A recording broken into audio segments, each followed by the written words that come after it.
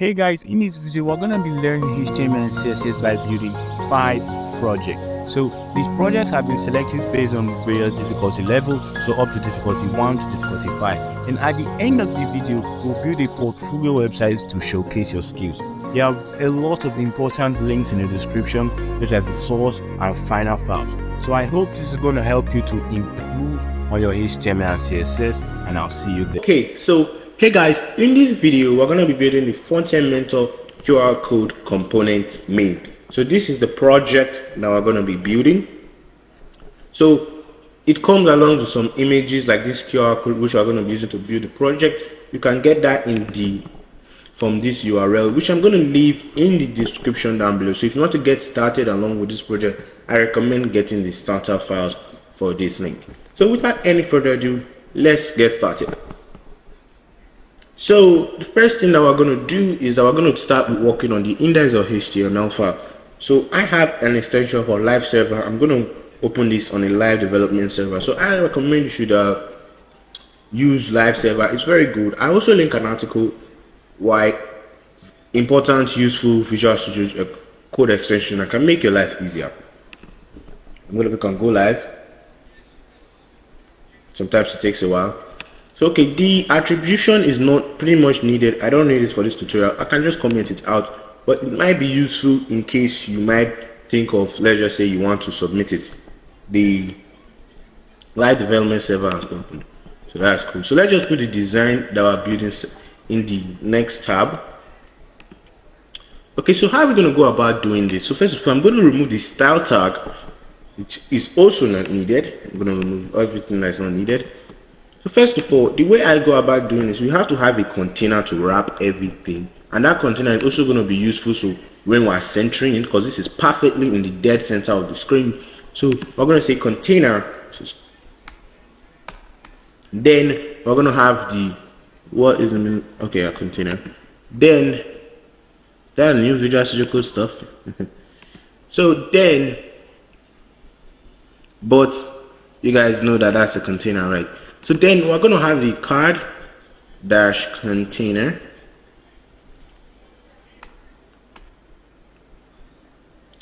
Then inside the card container, we're not actually going to have the card, right?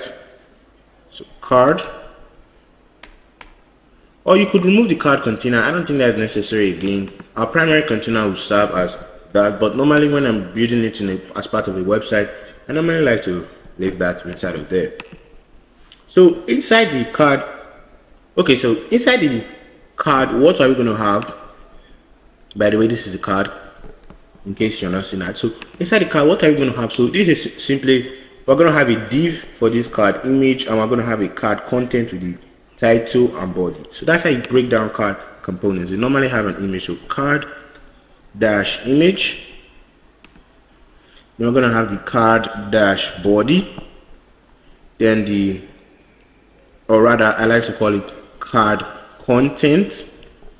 Then inside here, let's just put another div of card title, then finally card body. This is the card title is usually expand, but because it's the title is two titles in one, that's why I'm using a div. So first of all, let's put this here. So improve your front end project. So copy this. This is inside the card title. So I'm going to put this in a break tag at this point. So let's save and look at what we're building for a second. As you can see, it's broken at that front end portion. Cool. We're going to put this inside H3 for now. Okay, paragraph. So inside the card here, we're going to have a paragraph, and we're going to put all the rest. So copy, X this, and paste that inside. So save. Look at this in the browser once more. Okay, everything is going well. So what I think is that Okay, what we're going to do next is that in the card image, we're going to have the image actually. It could be a background image, but I think there's no harm having it being a regular image. So let's look at that. Okay, there's no harm having be a regular image. So let's come to the CSS, which is actually the most interesting part of how we make sense of our crappy HTML. So style.css. Then inside here, we're going to make a new file called style.css. So let's start straight away with the CSS. So I'm going to come to the blank empty CSS, which I've already linked. Okay, save. So now I'm going to come to the container, and to center it, I'm going to give it a display of flex, which puts it in a flex container.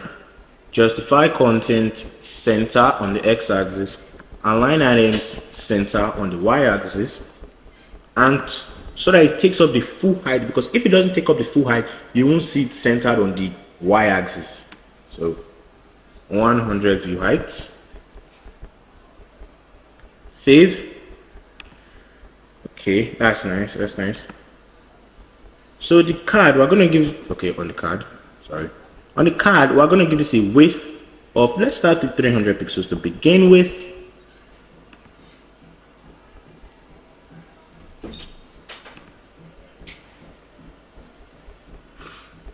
We're going to give the card a width of 300 pixels, and we're going to give the card image, we'll come back to the card, which is the image inside the card image. We're going to give this a height of 300 pixels as well. So check that out. So that looks a lot more smaller now. So the body is not white. As you can see in the preview, it is not white at all. So if we put this right over here, it is not white. So what we have to do is that we have to copy this light grayish color, give it to the body. So background color this. Then come here, you can see that it has that background. Now I'm not going to give the card a background color of white. Really nice. So you can see that take effect. So the card content, okay, which has the card title and the card body, we're going to give this a padding as well. Or maybe you can just give a padding totally on every part of the card. So on every corner of the card. So padding 15 pixels. Okay, so now we have that nice round padding. And on that thing, on the card content, what I want to do on the card content is to give it a text and line of center. Okay, now the text is properly centered. The card is looking quite sharp, so let's give it a border radius of 20 pixels. Copy. We can also give the image 20 pixels border radius. Okay. Nice. One touch, we need a font. So this link is in the starter files style guide. So this is where I got that link from. So what we do is that we select the 400 and we select 700. So what we do, copy this, put it on your CSS, on the top of your CSS. Boom. So it doesn't just apply automatically, we also have to copy that as well and apply it to the body. Save. So let's look at that. Nice, that's looking pretty nicely. And the 700 that we also applied got applied here. At this point, we are almost done with the card, really. We are almost seriously done. If we look at it once more, we just need to make it a little bit more compact. That's what I think, in my opinion. Give it some spacing here and there, and we should be done in the matter of this. So I think the card is a bit too wide, and we have to control the spacing. So on the card content, let's just give it an extra padding of 10 pixels. Okay, let's see how that looks. And that looks a bit more better. That looks a bit more closer to the original thing. And the card body, which is the paragraph. So the card body, we also want to give the card body a color, not the background color, but a foreground color of that light grayish. As you can see here, it has that light grayish color. Maybe it's not this one, probably not this one. Let's check on another one. Grayish blue.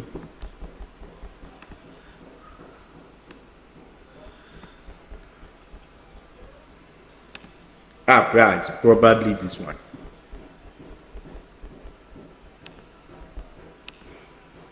At this point, what I think we should do lastly is to just improve the font size here. So on the H3, which is the only HD, 2 pixels. Okay, that looks bigger, better. So that's pretty much it. We're done with this simple front-end mentor challenge, and this was one hell of a challenge. I hope you learned as well as I learned from it. You can even take this a step further, submit it to front-end mentor, and apply some box shadow here. There's definitely some box shadow there, so I'm not going to comment it for you. The box shadow is just an easy part. It's just like your own assignment. So thank you for watching, and I'll see you in the next video. Don't forget to subscribe though. Don't forget to subscribe.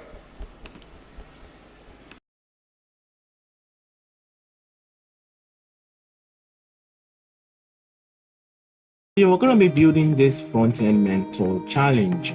So if you are new to the channel, please like and subscribe, and let's get on to the video. So why you want to subscribe? Because we do web development tutorials here, front-end mentor tutorials, maybe even JavaScript framework tutorials. So today, this is what we're going to be building. It also has a mobile view, and yeah, it also has a mobile view. So to get started with it, there's a starter files. I'm going to leave that in the description down below, and maybe the source code, I might leave that in the description down below. So you might check that if you need it. So if you download the starter files, this is what we're going to get. It's a very easy challenge, and let's get building it right now. So the first thing that we're going to do is that I'm going to remove the style attribution, because this is what you will get when you download the starter files. I don't need that. Then I'm going to have a container, and I always advise you guys to always have a container, because some people might have a main or whatever. That is also good as well. You can even have a main inside of here. Then we're going to have a container then. Inside here, we want to have 2 divs because it's the image and the text. We want to have the image, then we want to have the text. So the text, we're going to paste this into here. So this text, as you can see, if you look at this in build the community of fonts you love. So that's just we can make that 2 H2s or 1 H2 with a break tag. I prefer the H2 with a break tag. So H2, then build the community. This paste, okay. Paste. Then we can put a break tag here. Your fonts will love. So we're going to be using either CSS Flexbox or CSS Grid in this tutorial. So I will explain to you how to use that as well. So this one is not going to be inside the paragraph tag. Why this one is our button.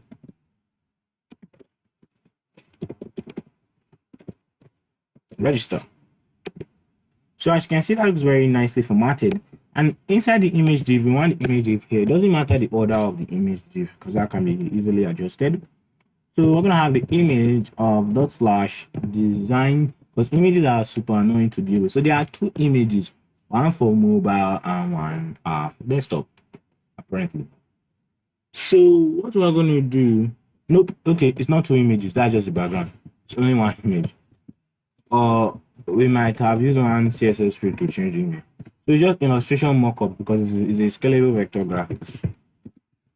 Save, and that is it. We're done with the HTML already. As you can see, if we look at the HTML, we have this. So let's start styling this accordingly. Then what I'm going to do is I'm going to have a style.css. You can make a style tag though, but I remember if you are submitting this to a front-end mentor, I recommend you have the style.css. So what I'm going to do is make style.css. So the first thing I'm going to do is first of all, we need to center this. Okay, so I just realized one small thing, guys. We're not done with the HTML yet because there's an image here that I just missed. So I'm going to put that image, but it's not going to be inside the container. It's just going to be inside the main. So that's the advantage of having a container while isolating these two guys from the rest of the content. You can just have a nav bar here, nav, we don't have an image because it's only that image. So we can just have design, then this is going to be images slash logo the SVG. So you can see that guy, although it's kind of white, yeah. So what we have to do now is that first now I'm going to do is I'm going to target the body. We're going to give it a background color, and this is inside the style guide. So make sure you download the starter file. So we're going to give it this background color, save. So now we can probably see that. And we also want to give it a color of white. Then we have to give it a background image. A background image. So background image, we're going to give this a URL. And this is not going to explicitly ask us for the path of the image. You don't have to put this in quotes. So there are two, one for mobile and from desktop. So I'm going to use one for desktop, plus one desktop. So that is the so one more thing that we have to do is that I'm going to say background position center. Okay, this is just center, and background cover, background size cover. So that just makes sure it takes up the space it's supposed to take up. This background position is positioning it center and center. So that just makes sure it takes up the space it's supposed to take up and position center and center. So what you have to do is you have to target the container. So what I'm going to do to the containers, I'm going to give it a display of flex. You can see it's now put in a flex container. So there's some other properties that we have to apply. So first thing I have to do, I have to give it a maximum width. So we're going to give it a max width of 1200 pixels. Well, we are going to change this because when we get to tablet view, we want it to look a little bit different. So after I've given that a max width of 1200 pixels, we're going to give this a margin 0 auto. So this is to center it so that the content is properly centered. Then there's one small thing that we missed. This is inside a main. So in the main, what we have to do is I want to do a display of flex, justify content to center it on the x-axis, and align items to center it on the y-axis, that is vertically and horizontally. Then finally, we want to take up the full height 100 pixels. You can see that is properly centered. But we want this to have a flex direction of column. And that puts this guy here. So that is not actually what we want. Actually, that's not what we want because we don't want this huddles section this thing to be intervening with what we have there. So we can just put that guy in header. We can target the container instead, but I do not want to target the container. So it's not good practice like that. How would I put this in header? Okay, that's better, much better. Alright guys, are centered horizontally and vertically. What we have to do is that I changed the H2 to a H1 just because I didn't tell you that. Then the font is looking so archaic, so let's just give it a base font to start with. So I'm gonna say font family is gonna be system UI. Okay, that's much better. As for the text div, we have to give it a margin of 20 pixels so that it has some spacing. 20 pixels. Okay, that's very nice. Now let's start styling the button for the text div. Because it's the only button in the page, we can just give it a button. Then one thing you need to know about styling buttons. So the first rule of styling buttons is that you have to remove the border and the outline. So border none. So let's remove the border. I'll remove the border. Let's say outline none. So those are the first rule. And the second rule is that it's the padding. So the padding is one of the main things used to style a button. So the padding, just note this, is that the first padding that you give it should be smaller than the second one. So 10 pixels, 20 pixels. Okay. And that's not still enough actually, sure. But we can increase this one, but also make sure that this one is higher than that one. 15 pixels. Then we have to increase this guy 25 pixels. Okay, so we have removed the padding and the border and the outline. What we have to do next is that we have to give it a border radius. Border radius are also very important. 10 pixels. Let's try that. No, 10 pixels will be too small. 20 pixels. Good. One more thing. Something is wrong with our padding. That's why I knew that something is wrong. Something's wrong with our padding. This one is for top and bottom, while this one is for left and right. And we also have to extend the width sometimes, but this is not always all the time. Just 300 pixels. That's too much. 200 pixels. That's quite right. That's nah, still too much. 100 pixels. 120 pixels. 150 pixels. perfectly. That's quite right. So the next thing that we have to do is that you have to give it a color of white, then a box shadow. So color, sorry guys, we have to give it a color of that violet color.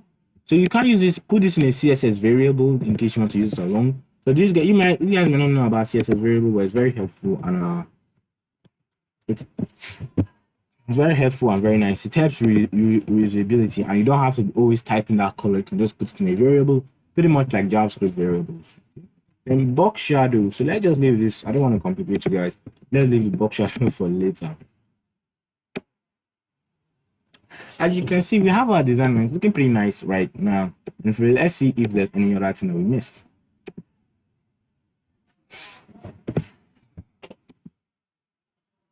And our design is looking quite perfect. So let's maybe you can even adjust the width of this 1200 pixels, and you can even remove the margin of 0 auto if you wanted. But that's not gonna do anything. So now what we have to focus on is making this. Right now at the moment it's not responsive, so we're gonna use something called media query. So I should go down. This is not how we want it to be at all. So we're gonna make this deadly responsive. So firstly, what we have to do now is that I'm gonna write a media query. Okay, so this is how we write a media query. Then we say max width. We can just write width 1200 pixels, for example now. But that's going to apply for only 1200, one for devices that are below 1200 pixels, right? First thing you want to do to the container, we want the width to be 1000 pixels, so 1200. We want the image. Remember, this is the div, not the image. Because of this dot is the div, not the image. Okay. So we want this guy to have a width of 600 pixels out of that, and we want this guy to have a text of the text div to have a width of 400 pixels, and we also want the dot image because there's another image. So the dot image is the image inside this guy. So what I want to do this guy is I just want to give the guy a width of 100%. So as we go to, this is normal, okay? When we are moving to devices that are less than 1200 pixels, you can see it shrinks. Nice. What we now do is that when the device viewport is less than certain, when it's less than certain width, this is just for tablet. It's going to be our mobile view. So our mobile view, we want this width. And this guy should be 300 pixels. This guy should also be 300 pixels. So if we save this, we get something like this. This guy, as long as the container we want it to be flex direction colon, because this is row by default. So we say right flex direction colon. Okay, now it's at the end here. So to change this behavior, what we have to do is that we want to give this margin 0 auto display flex. So just override it. Display flex justify content center align center. Boom, that should have changed it. And as well for this text, for the H1, we want the font size to be 20 pixels. And that even reminds me, we'll have to do something on desktop. And the text div as well, text align center. Boom. So now let's look at our super responsive device. Boom. Shrinks, then mobile. Nicely done. So for the desktop, one thing I know that this H1 should be a lot more bigger. So the H1, as you see, font size 40 pixels. That looks more bigger. And as we go down, this we also want to reduce it for this tablet view here. So for this tablet view, we just want to give the H1 a font size of 30 pixels. So let's see. Boom.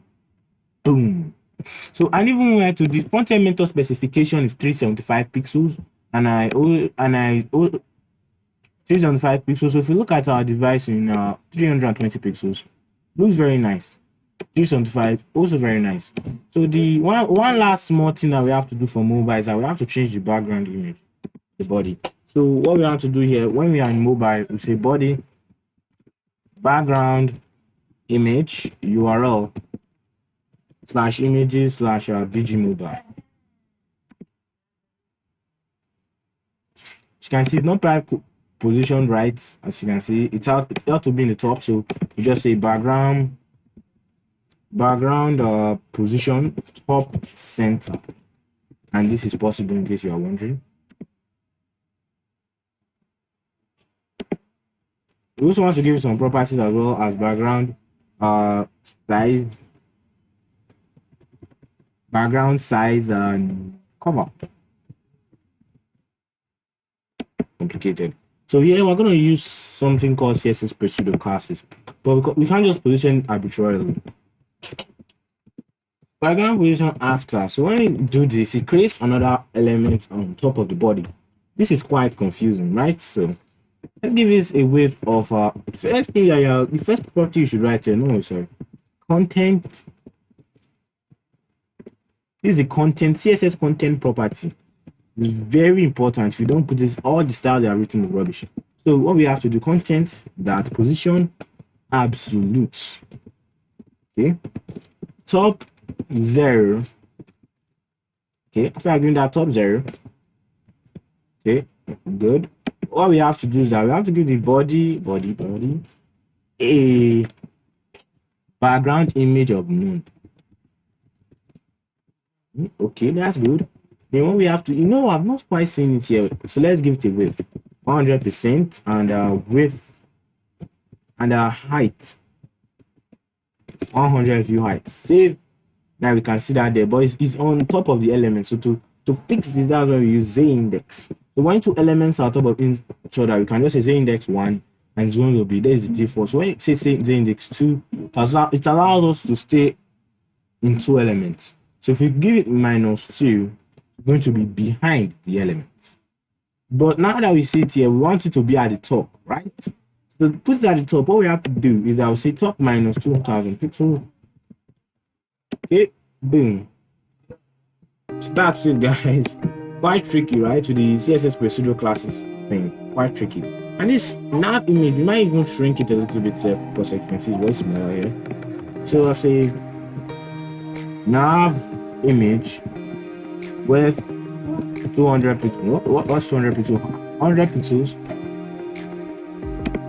Okay, that's quite small, so that's better. So we have built this totally super responsive website with HTML, CSS, and JavaScript.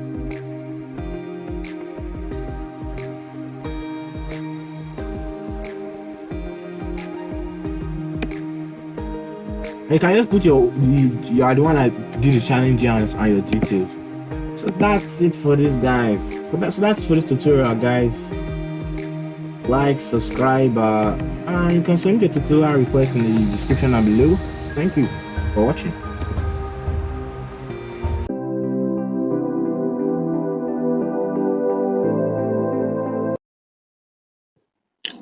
Okay, hey guys, in this video we're going to be building a news homepage. This was actually a frontend mentor challenge, but if you don't know what a frontend mentor challenge is, you can still follow along because the starter files are in the description down below. And what will you get by starter files? These images and some other things. So this is the website. It has hover states. It has a section of cards. And when we go down, it still has those, it's still centered properly, everything is online, and it has a responsive navigation bar with a backdrop. So we can test it at different phone screens, but actually I'm going to test it at 375. You can test it at 320. 320 are very small phone screens and actually still looks good. So if we test it at 375, it still looks good. Let's wait. Okay, that's it. That's the project that we're going to be building in this tutorial. Let's get started with it. So as I'm currently recording this right now, I think this video will be about 30 to 45 minutes long. Cross my fingers. I don't know how many it's going to be, but I think it's going to be about 30 to 45. So I want to know what it is after recording this video. Okay, let's get started.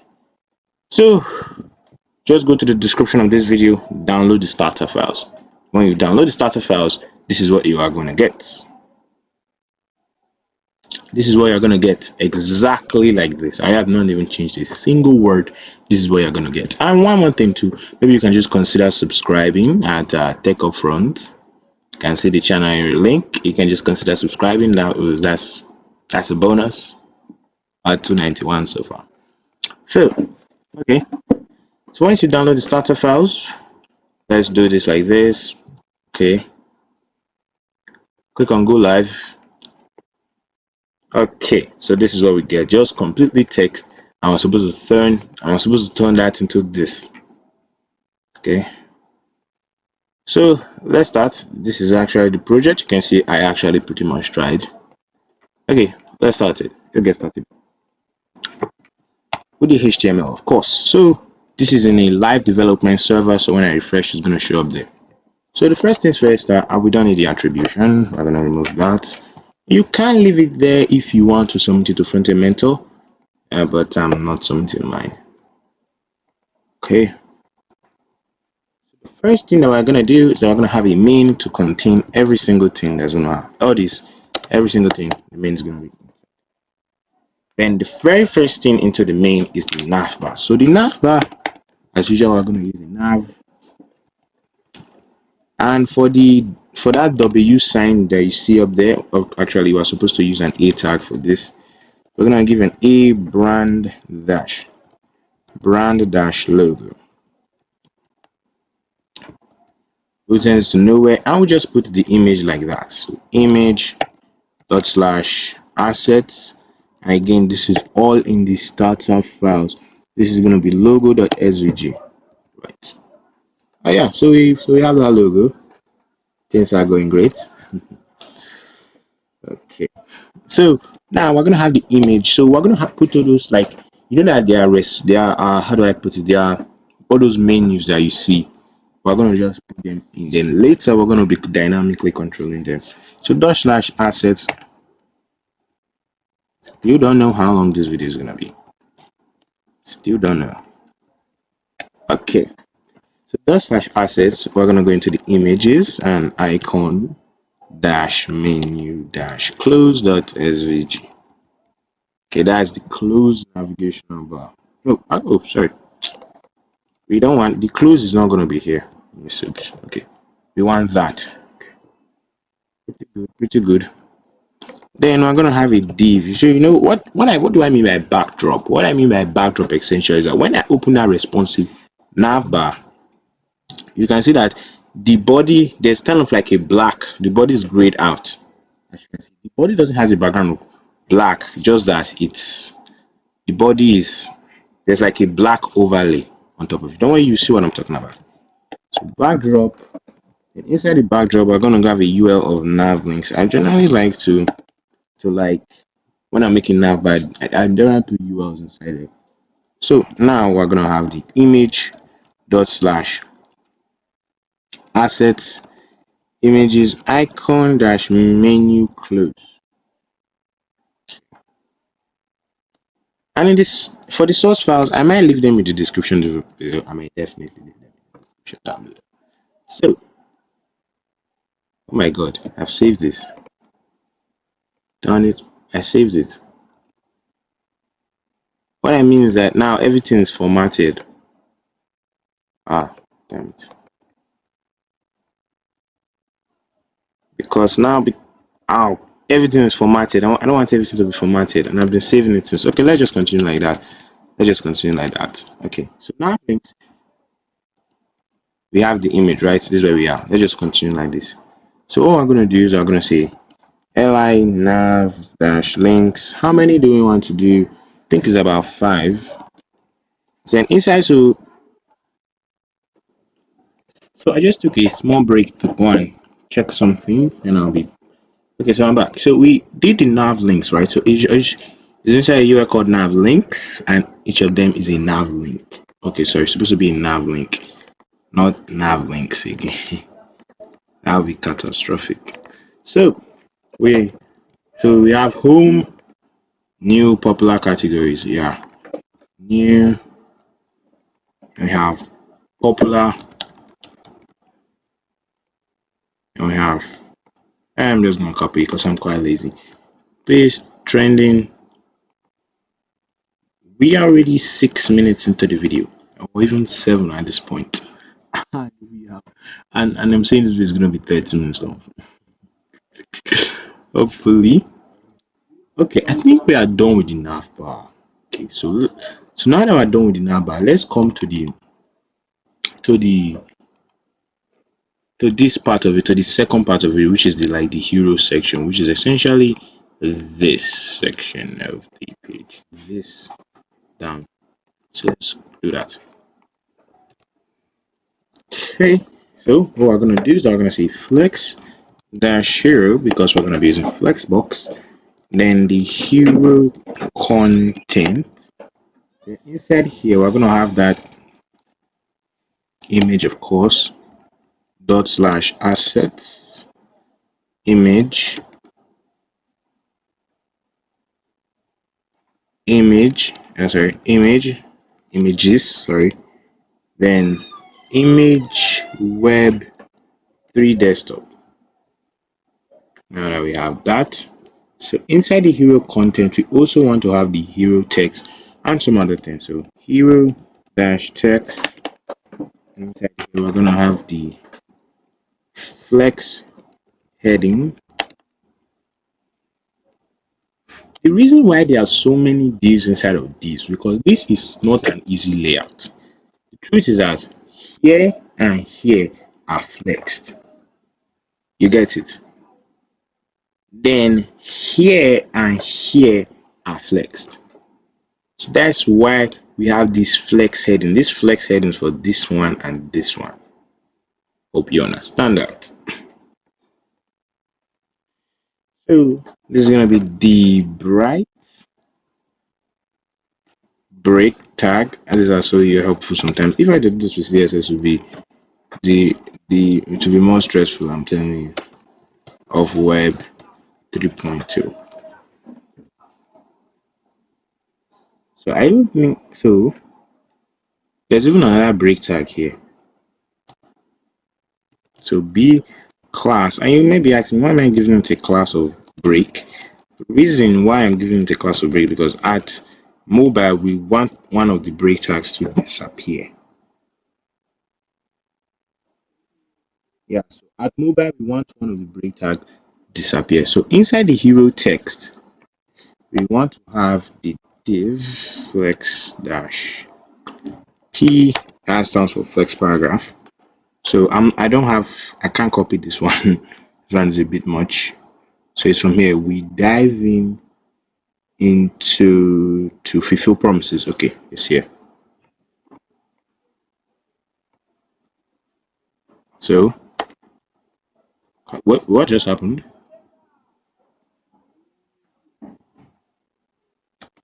Okay, let's copy it. Let's Control X. Okay. We might not be able to notice it because there's so much text underneath it. So inside flex p, of course, this is going to be a paragraph. And we also want to have the button inside of here. So button, read more. Okay. Nice. So after that, now we want to have the hero side now. So how are we gonna do this? Okay. This is what we want to have, this side nav here.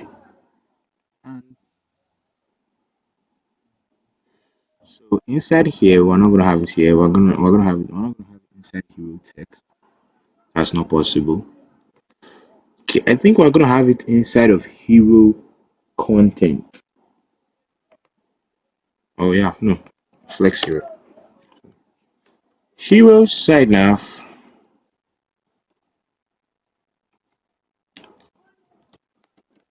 But everything inside of flex hero has to do with this side of this part. This is the flex hero. Because we're not going to give the flex hero a display of flex to flex this and this. And we're going to flex this and this. So there's gonna be flexbox everywhere, guys. So what we want to do is that we want to have the H3 new. This video is not gonna be 30 minutes long. Card, but I'll try to be much faster. So inside the card here, we're gonna have hydrogen versus electric cars. Then instead of here, we're gonna put a paragraph. Will hydrogen catch up to electric cars?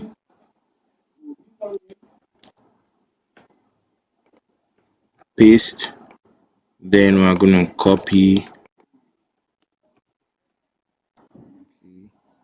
The next one is the power.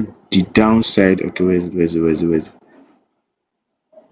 downsides of AI. Okay,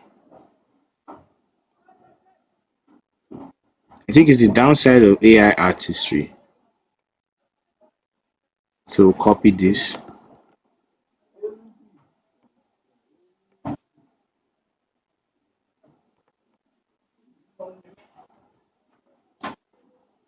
Sorry, is the downsides. I'm just gonna type it since it didn't paste properly. I'm just gonna type the downsides of AI artistry. So I think don't know if that's spelled correctly, but I don't think it's important. So the description here is what are the possible adverse effects of demand on demand AI generation. Okay, now for the final card. Okay, so the final card is this coming up?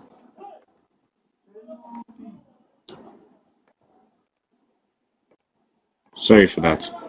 So let's paste that. Okay, and it's private.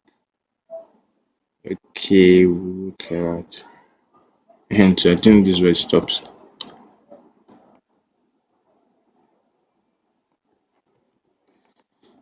Oh, so finally, we've done. We're almost done. So what we have to do now is just this section, and I think this section is not very hard.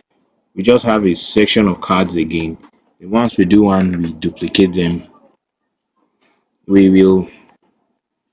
Once we do one, we'll just copy and paste them. So let's quickly start. So section. Inside the section, what do we want to have? We want to have cards, right? So we can give it a class of cards. Section class of cards. And inside here, we're gonna have the card. Inside the card, we're gonna have image dash con. Oh, damn, sorry. Image dash con. Inside here, we're gonna have the image. The image first one is dot slash assets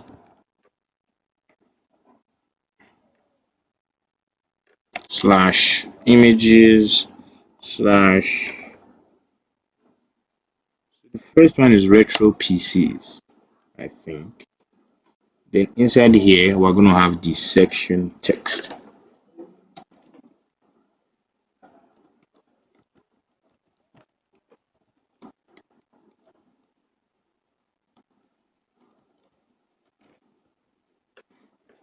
And inside section text, we want to have a H3, which I give it a class of special number 01, because this is not a normal number. The number is big, it has gray, and it has some spaces.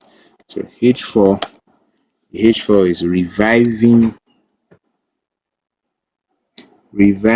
retro PCs. This is the heading.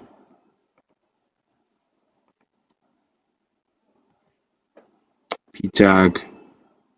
What happens when PCs are given modern upgrades? Okay. So save that. So from here we want to duplicate this 3 times. So we want to copy, copy, copy. Okay, so the second one is I think the second one is top laptops, and the last one is of course gaming growth. So let's make sure those are showing up. Okay, nice. So what we're gonna do, we're gonna change this to O2, and O2 is top 10 laptops in 2022. Okay, top 10 laptops in 2022. Okay, so our various needs and budgets. Wonder those are top 10 laptops in 2022 might even be curious. You know what? I think Razor Blade and like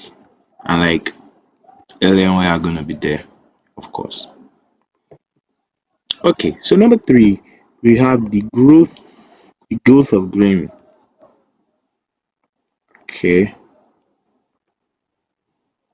and how the pandemic has sparked up fresh opportunities.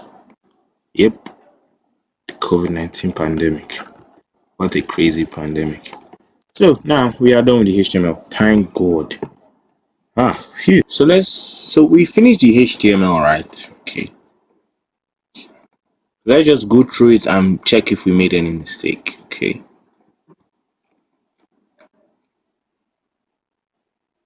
Everything seems good. Wait. This is mobile. So this is supposed to be desktop. Phew. That would have cost us a lot. I'm telling you, it would have. So I have already linked my CSS file here. Make sure you link yours. And I have my CSS file here. So the first thing that we're going to do is I'm going to import the font. So font face. It's okay. This is how we import font. The way we import fonts is by doing this. If it's not Google Fonts, okay, then we give it font family, and this could be anything you want. I'm going to give it Interfont because that's the name of the font, and it doesn't has to be the name of the font. Then source. It's in our assets folder. Fonts /static /regular, and now we give the body margin 0. Then we give it that font family of what we defined, Interfont. And now the font has changed. Just so you know is that we are giving this, okay, where is it? Okay, this class of close button. So I might have, just in case, we're giving that a class of close button. Just okay. So thought maybe I forgot to tell you guys. So close button. All you want to do is I want to give this a display of none. Okay. The main. What do you want to do? The main max width 960 pixels and margin is 0 or 2. Okay, now everything is centered. But don't worry, I promise we'll keep this image on our check. But before we keep the image on our check, let's do the navbar. So navbar, display flex. Let's get rid of this navigational button quickly. So what does it has a class of? Menu. So let's get rid of the menu quickly. So menu, by default the menu is gonna have a display of none, and that's gone. So nav UL, we're gonna use display flex. We're gonna give it list style none. I'm sorry if there's any background noise. I think that's gone now. So we're gonna give it list style none. Then the allies themselves, I'm gonna give them a margin of just 10 pixels. In the nav bar, we want it to be justify content space between.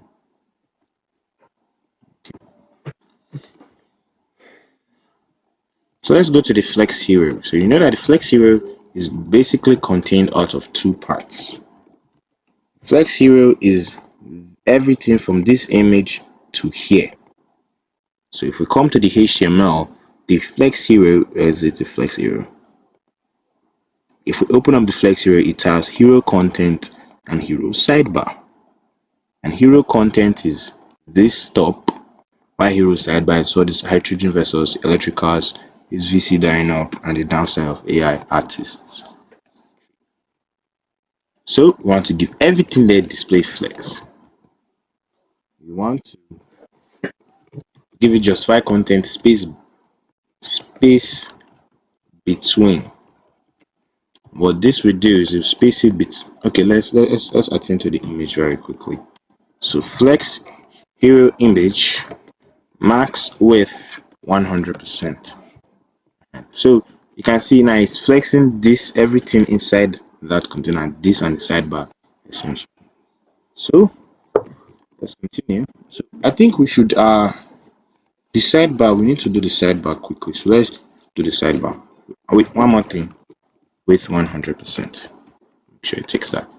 But that's not necessary because divs by default normally take up 100%. So side nav,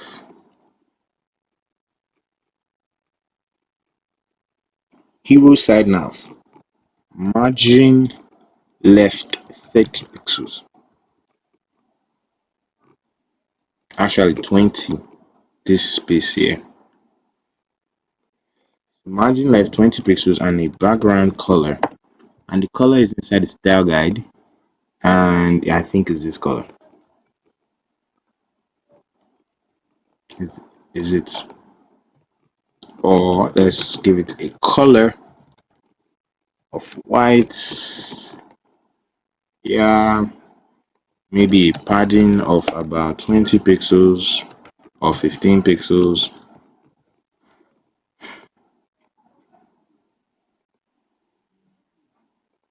Then let's give everything a line height 24 pixels.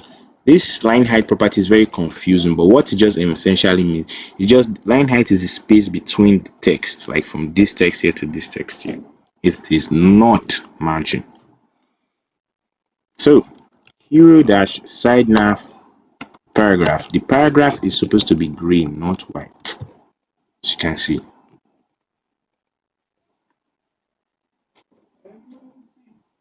And one more thing is that it's supposed to have a border button.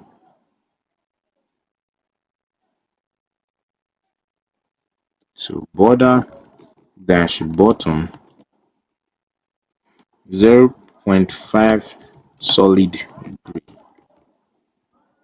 When I think about it, I think this video is going to be 1 hour long because padding bottom 10 pixels. Those styles are basically self-explanatory. Hero text. Hero text is just the future of Web3 and the paragraph and the readme. So display flex, justify content space between. Then what we're going to do is going to give it an align items of center. So flex p, which is the paragraph, remember, with 50% since it's taking everything. While the flex heading, the H2 needs to be way bigger. I don't think we should have used the H1, but don't worry, we can programmatically control the font size to be 45 pixels. Make it bold. Font weight 700. Actually, we're supposed to use a bold font for that, but with that can be done at the end of the video. So border none, outline none, very key principles of styling the button. These are my number 2 styles. Then the most important one is the padding. So in any case, whatever padding you're giving it, make sure the first padding is smaller than the second padding. Like it could be 10, 20, 10, 15. So in this case, I'm giving 10, 14, 25. So width, and how do I know which one to use? Well, I just simply gauge it with my eye. Look at the button and be like, okay, I just try multiple values in my head, then I might get it. So color white, then background color. I think the background color, it is red, right? Boom. You can see it kind of looks like the button here, but because the button here is a bit too long, so let's give it 200. So it kind of looks like it, just with some minor key differences. And those are font size 16 pixels and letter spacing 2 pixels, maybe even 3. Looking good. So the hero side nav H3. What do we want to do? Well, simple. We just want to give it a color of orange. Maybe we can give it some like some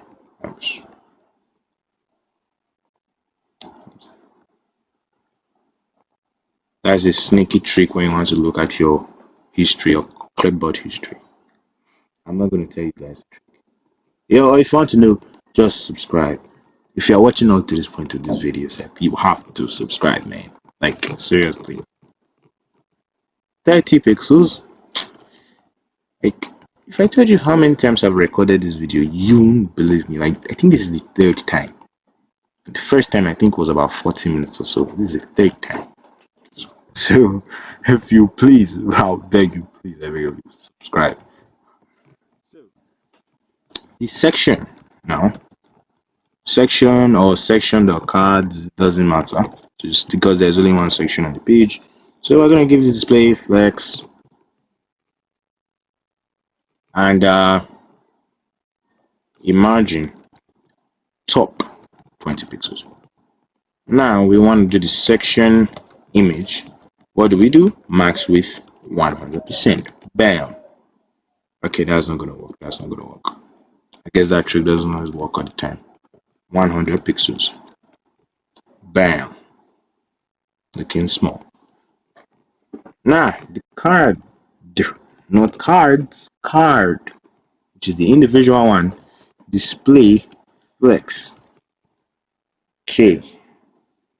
Now for the special numbers, display flex, maybe we could give it a width of 400 and justify no. Align item center. You can see that makes it centered in the y-axis. If we give it justify content space between, it won't do anything. So special number,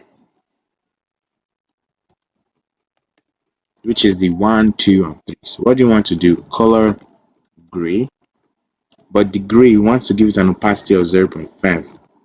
So the gray is the opacity is 0.5. Just because it took me some time to discover that. Margin 0.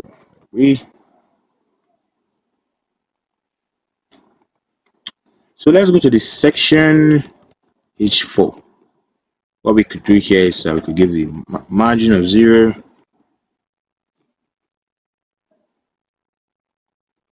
Actually, it's supposed to be section. There's no section class. And line height. We're going to give it line height instead of margin. Line height 30 pixels. Okay. And this H, it looks a little bit cramped, so margin dash bottom 30 pixels. So what am I saying? 10 pixels. That's small. So we're going to define some classes: lock, overflow, hidden. And these are states for when we activate our responsive navigation. backdrop. Remember, this is inside something called backdrop. Inside this backdrop, we're going to give it display flex, which doesn't do anything. Well, what just happened? Let's come here. Hero said nav. So, what did we do? What did we do? Why is the hero side nav all messed up? Let's examine. You should always know how to examine as a developer. So let's look at it. It's not Flexbox that is causing this. That is at least. Oh yeah, this also has a div of card. So we can't just say card, we have to say section card. So the card is inside the section essentially. Here. I got my heart racing there. Yeah, so I said we're going to define some classes for states for when the navigational bar occurs. So there's one last thing. This space here. The card, the image, section image, we give it a margin right 10 pixels. And that should solve that for that. So we have perfectly designed the desktop view. Let's go to the mobile view. So let's see how long this video is. No, what? We'll check it at the end. I hope it's no more than 45 minutes. So now, if you see it's not good, so you get the point of, so I'm not going to go through that, you get the point of a mobile view. What do we want to do? First of all, in no particular order, close the button. Okay. We want it to be visible, display block. We want the body, we want to cancel out in case there are like any unpleasant scroll bar, overflow, X hidden. Okay. Backdrop, which is the backdrop, we're going to give it a display of none first. Yeah, we're going to give it a display of none. So I'm going to say like, okay, sorry. You're going to see everything there disappear. Yes. Everything is going to come out in the end. So just trust me and follow along. Okay. Display flex. Then we want to give it a margin bottom for some breathing room. Margin dash bottom 20 pixels. Okay. So flex here. So let's start making everything better now. Flex here display block.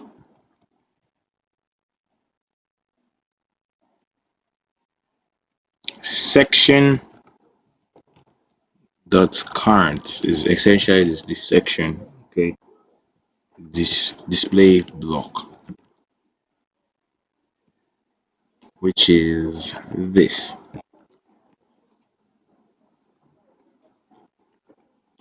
So what we're going to do next is that we're going to give the hero text, so which is these two guys.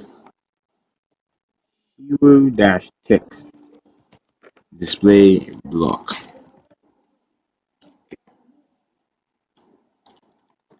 Hero side nav. Okay. Hero side nav. Margin is 0 because we know we're giving it margin 20 pixels, but we don't want any unnecessary margin. Then the main we're gonna give it a width of 100%. Okay, you know it was given a width of 960 pixels before. Section card width 300 pixels.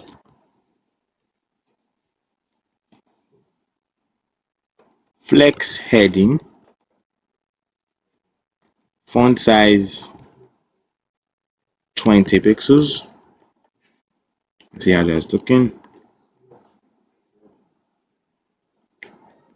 And the break, so break which is that break tag that was here before. So we're just going to give it a display of none. So that break tag, now one break tag is gone, so that it looks like it's on mobile according to the design.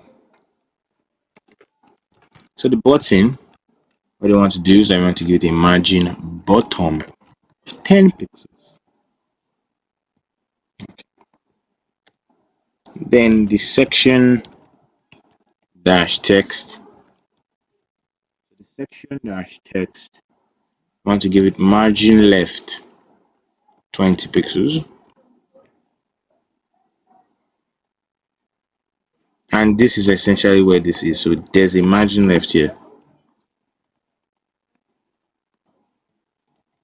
So nav links.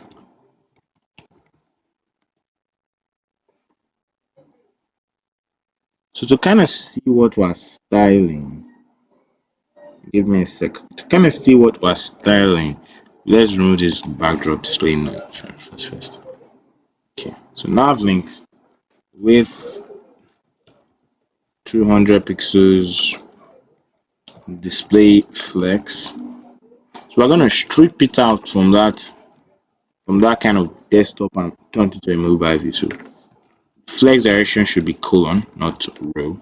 So now it's like this.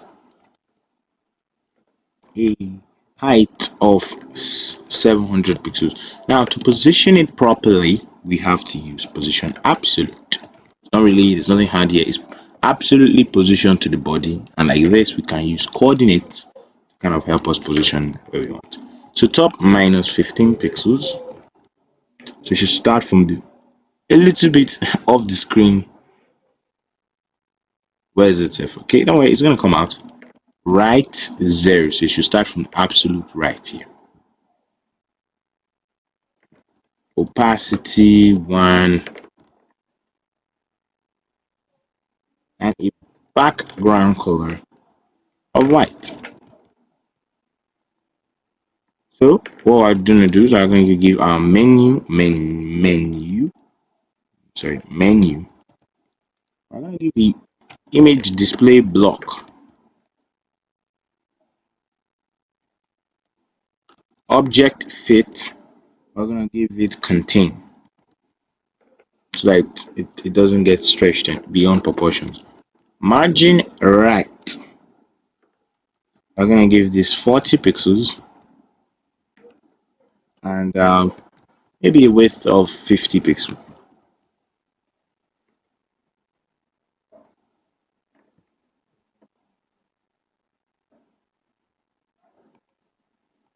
So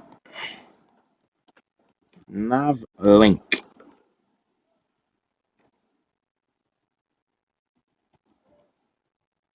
I know everything's kind of not looking kind of good, but just bear with me. 20 pixels. That just gave it space here.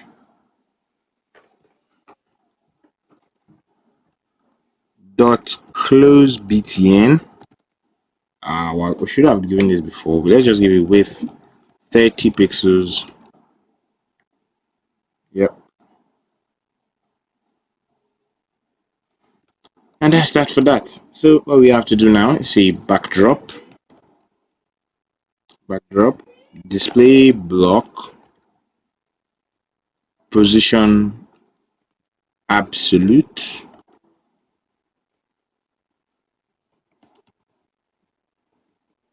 and we're going to give this a width of 100%, a height of 100%, and a background color of RGB 0, 0,1. Aha, this is the backdrop. Actually, we're missing 1 0.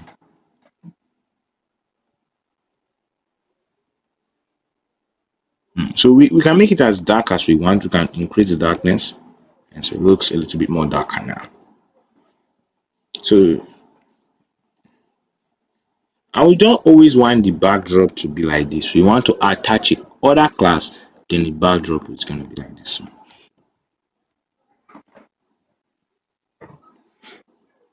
So when that show class is added to the backdrop class, that's going to apply. But first of all, okay, let's bring back this display of none. What I want to do something critical. So this there's no margin on the sides at all. So the way we can fix that is actually a clever way to fix it. Okay, with 90% margin 0 auto. That's what's going to save us today. So that does it on the flex hero. Now let's do it on the section cards. And boom, everything is properly aligned. So section, this only shows when the backdrop is shown. So now if we can even test it by ourselves, add that class of show. You can see it comes out nicely. So now let's do this JavaScript file. So I'm just going to do this inside the HTML because it's quite small. You can have a separate JavaScript file if you want, but I am not going to have a separate JavaScript file. You know, that's just how I've always kind of done it, because I don't like when the JavaScript is very, very small. I don't like attaching a separate file. I think the JavaScript is actually like 10 or 13 lines. Maybe you should make a separate file. So let's select a couple of things. So let menu btn equal to document dot query selector. Menu dash image. Not menu dash image, sorry, just menu. Let nav links, or rather, let's call our customer, let backdrop equal to document dot query selector, and you guessed it, backdrop. Notice that the dot is very, very, very important, because you just be selecting something else. The dot is saying that it's a class. It's like CSS selectors. Finally, let's close btn. Since we cannot use dash, we just use whatever case that is. Oh, damn it. Second, just give me a second, guys. What's up? Well, just give me a second. I know what happened afterwards. So, document the query selector. So, we're going to select the close button. Dot close.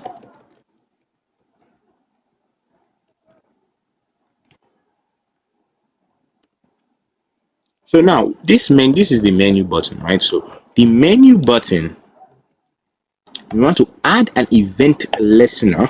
So this is going to detect a click. So whenever we click it, essentially, what do we want to do? Well, it's simple.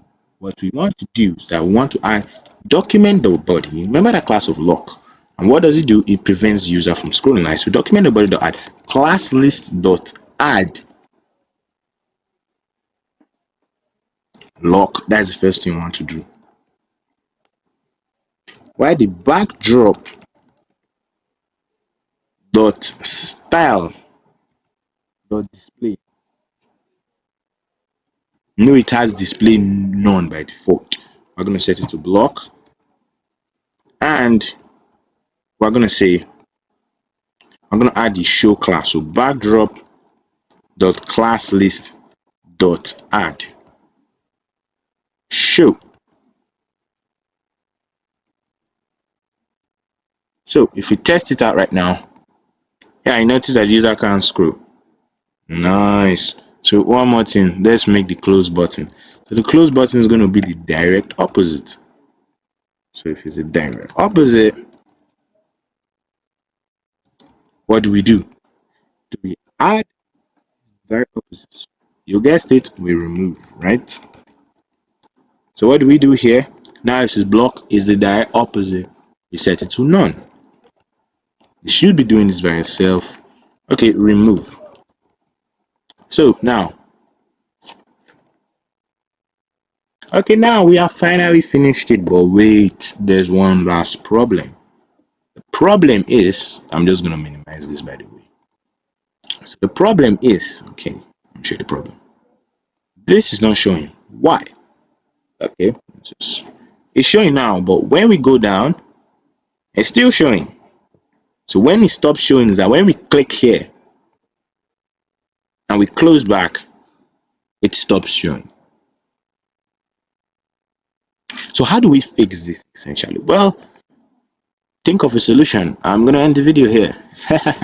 Actually, I'm going to tell you how to fix it. So how do we fix it? Well, it's very simple. We fix it with a simple media query. Media query, what are we going to do? If you say max width, you are wrong. It's going to be min width. Min width. So it's going to mean width 961 pixels, and I'm going to explain this in a second. 961 pixels. Backdrop display flex. So let's explain.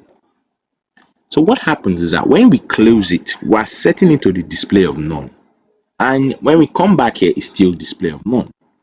So the way to fix this is to make sure it overrides this. By the way, the way to fix this is to make sure that immediately after the user have left that small mobile phone screen, which is 961, mean which is above, from 961 pixels and above, we want to display.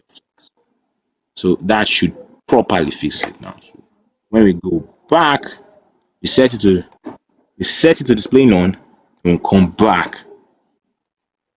It's not showing. Okay, wait.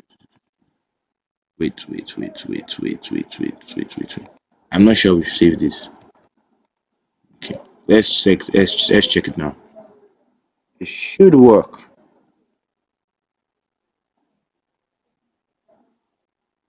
Wait. Why isn't it working?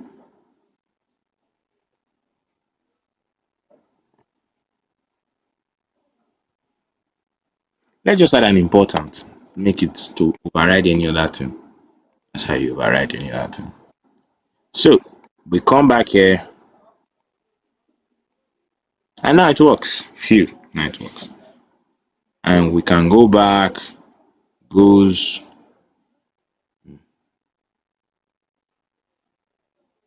And that's essentially why it needs to be in a media query. Because if you just put important here, inside here, every single time it's going to be a display of flex. It's not going to be able to override. But since it's in media query, it will only apply at some certain device viewports. So I think I'm going to end the video here. Don't still know how long this video is as of time of recording, because I had to make multiple takes of the video. A lot of effort was into this video. Right now there's even water on my leg. So please make sure to subscribe, and I will catch you in the next one.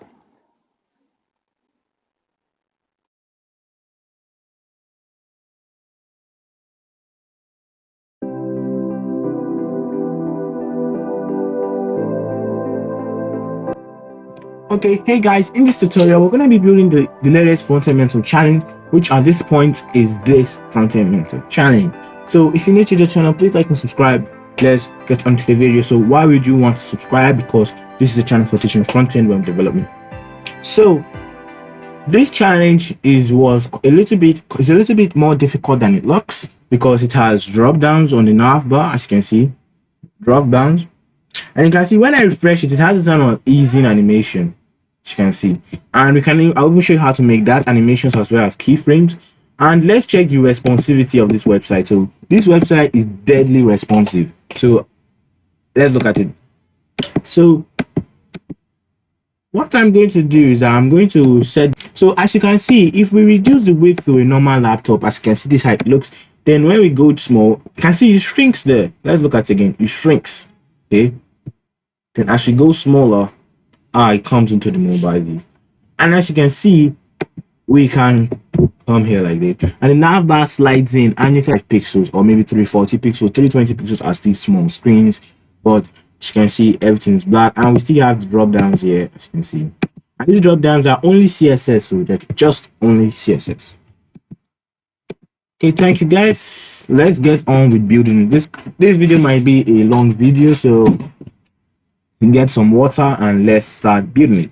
So there's a live URL in the description down below. There's the starter files and there's the final files. So this is the final files. What I have here is the starter files. So if you download the starter files, this is what you will get. So what you will get is that a style guide for the color, a readme, nobody cares about that one, then an index or HTML, as well as the images and the design. So if we remove the style attribution, which we don't need, the first thing that we're going to do, the most complicated thing on this website is the nav bar. So let's start with the nav bar.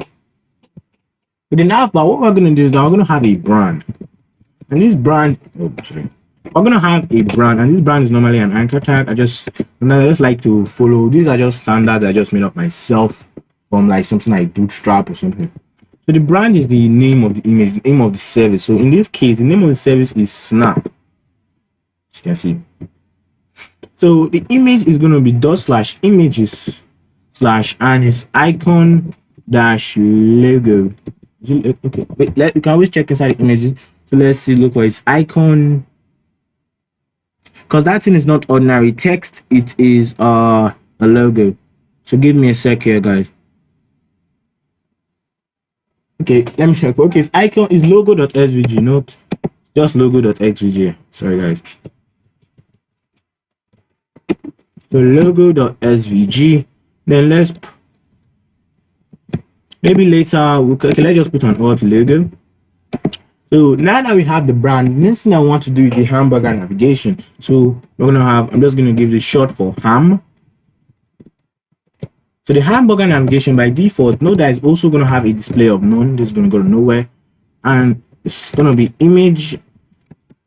I know that there are two navigations, and the other one is for the mobile nav. So there are two navs. There's the desktop nav and the mobile nav.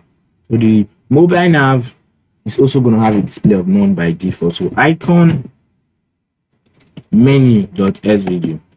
So this just be open menu. So the next thing that we're going to do is that we're going to start designing the mobile nav. And for the first thing that we have to do in the mobile nav is that we have to have an overlay. And this overlay is the dark background color, as you can see. The overlay is just to like observe the body so that it looks as if the nav bar is on top of the body. So the next thing that we're going to have to do now is we're going to have the mobile nav actually. Then inside here, we're going to have the image /images, and it's going to be the icon menu close. So icon menu close, and we can just call it close menu.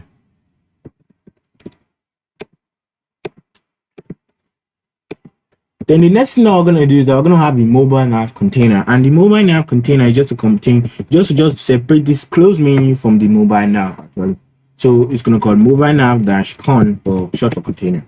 The next thing we're going to have to do, let's start designing the drop down. So the drop down mechanism is a little bit bulky in terms of the HTML, but let's continue. So drop down, what I'm going to do is that we're going to target the drop btn.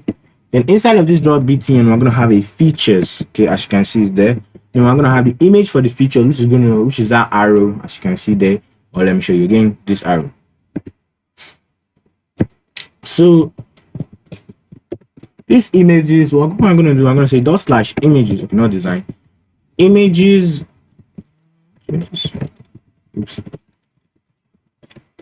/ and this is going to be icon arrow up.svg, and we can just give this an alt of arrow up. So this is the drop down btn. After we have the drop down btn, we also have to have the drop down -content, and this is the content for the drop down. So what I'm going to do is I'm going to have an anchor tag, which is going to go to nowhere. Then we're going to have an image, and this image is for the icon. So if you can see here, what we all are just doing in total is that we have this, and this is the icon here. Then to do this, know that this thing is flexed, just so that you know. So we're going to have images /images /icon to do .svg. Then close that, then say to-do list, copy paste.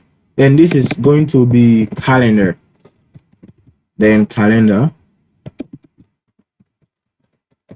You know what, let's view this in a live server. Okay, that's looking good. So the next thing that we're going to have to do is let's keep on copying and duplicating. So instead of calendar, the next one is going to be reminders. So reminders as well as reminders. So what I'm gonna do next is planning. So planning, finally, then planning.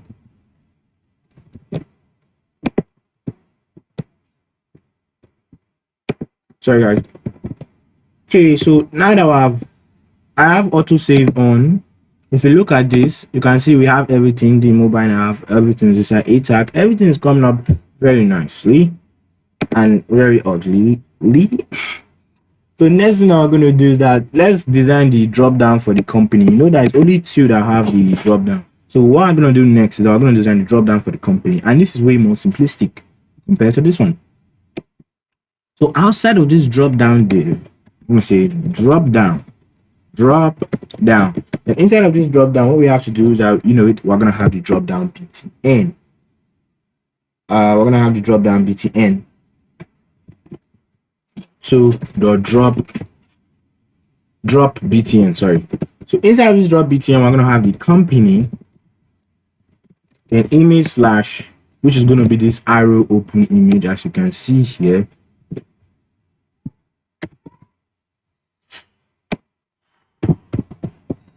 Okay, then after that, what we have to do, as I said, we also have to have drop down content. Okay, drop down content. So drop down dash content. So I'm gonna have I'm just gonna have. So the first one is just, there's no images here, just history, copy. And the next one is our team copy. But the next one is blog. So I think we are finally done with the mobile app. I think we are finally done. Oh wait, we're not done. There's one last thing, and that last thing is to a tag career, then a tag about. Those ones, they don't have drop down, so they're just empty.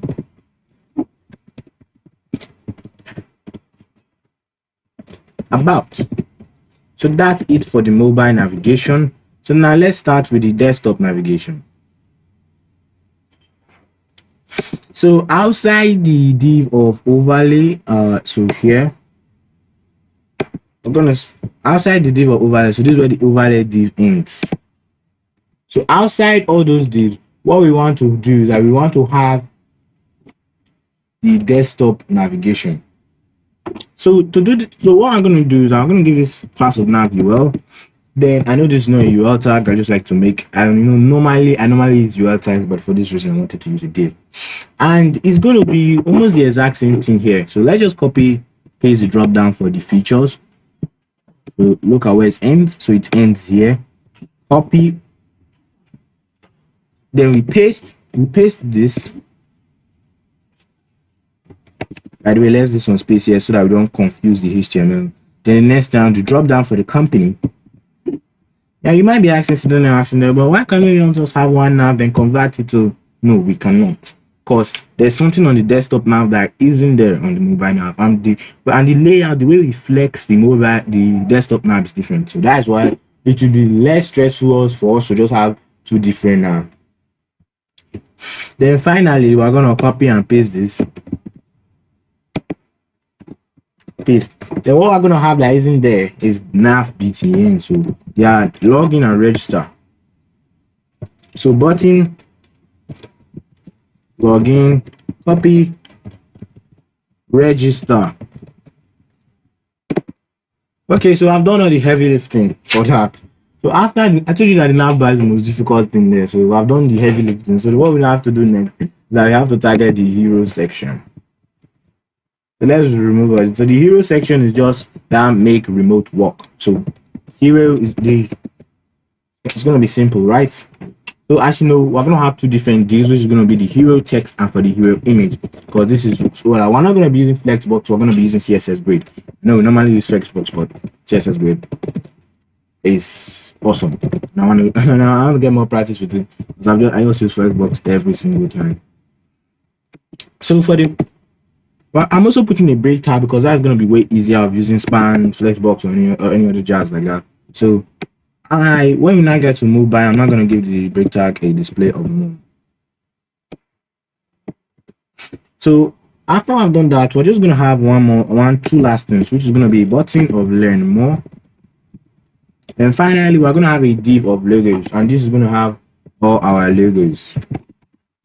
So image source dot slash images to client this copy paste. Then the next one is client copy paste. Next one is client marker copy paste. The next one is client meet. So like that, we are done with the HTML. Wait. We are done with the hero text. The final thing that we have to do, you guys might think we're going to use a background image, but absolutely we're not going to use a background image. We're just going to use one secret property to change the image when it gets to desktop. So image, I'm just having an image container, then images, then the image hero. You know there are two, and people use background images, but we're not going to use a background image. And we can even give this an ID section, ID of hero dash image. Okay, so I think we are done with the HTML. That was a lot of work. Okay, as you can see, we get this ginormous image. So let's get to work. We have a lot of work to do, guys. Style.css. Okay, so let's get on with the CSS. So I'm just gonna make the new file of CSS right inside of here. So I'm gonna say new file style.css, and notice that I already linked it up. So the next thing, so what I'm gonna do for the style.css, so let's start making that navigation. So the style.css is quite long, guys, so just be said you're in for a ride. So I'm just going to like put this over here and put this over here so that we can see the effects of the styling side by side. So now first thing I'm gonna do is that nav UL, which is a div. Remember, I just gave it that margin 0, list style of none. Okay. Wait a minute, we don't have to give it a list style of none. Let me know that it was first a UL when I was trying to do this space like so, padding 0.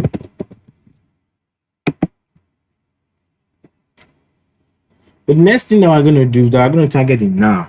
So the nav, we're going to give it a display of flex. I know everything might just look confusing because you know there's a mobile nav and there's a desktop nav. I know everything will definitely look confusing. But to make it not look confusing, the overlay, everything inside the overlay, we just give this a display of none for now. Okay, so now we just have the mobile, we just have everything on the desktop now. So everything, this is the drop down for the features, drop down for the company, and careers and about. Careers and about is not on the, it's not on the design for desktop. I don't think so. Let's look at the design. Okay, yeah, careers about a minute. So next thing that we're going to do, display flex. Then we're going to finally give it an align items of center. We're going to give it a justify content of space around. So the first thing, before we start, let's start the drop down first of all, because the drop down is making everything look quite messed up. So let's start the drop down first. So the drop down, when you're styling drop downs, you have to give them a position of relative. So first thing, position of relative, and display inline block.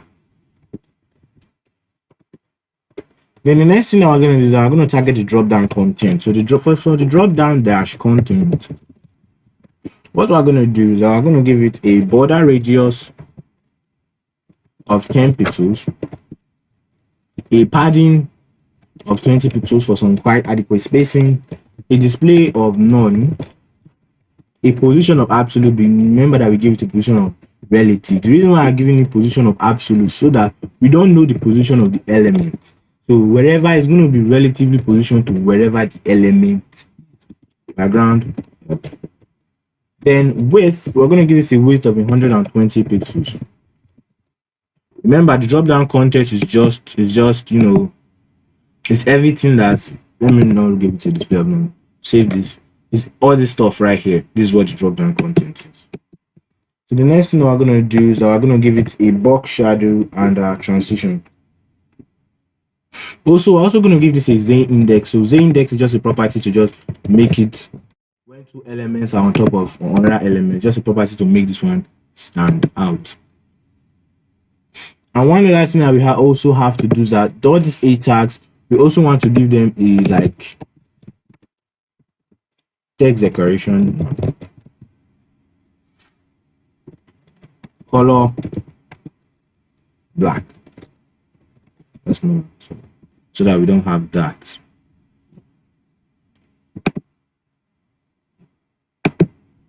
And notice that you can see that harm is there, and we don't also want the harm to be there. So let's also give the harm a display of none. Display none. Which is that guy here. So let's continue styling, and the next thing we're going to do is we're going to give it a box shadow. So box shadow. The box shadow is just a drop down shadow. I can't explain it more than that. So 16 pixels, 0 pixels, RGB A0. This is what I'm going to give it 0. This is just a color. This is just a very faint color. And this is what is mostly given to all box shadows, 0. And the alpha is now 0.1 or 0.2. So in this case, I'm going to give it 0.2.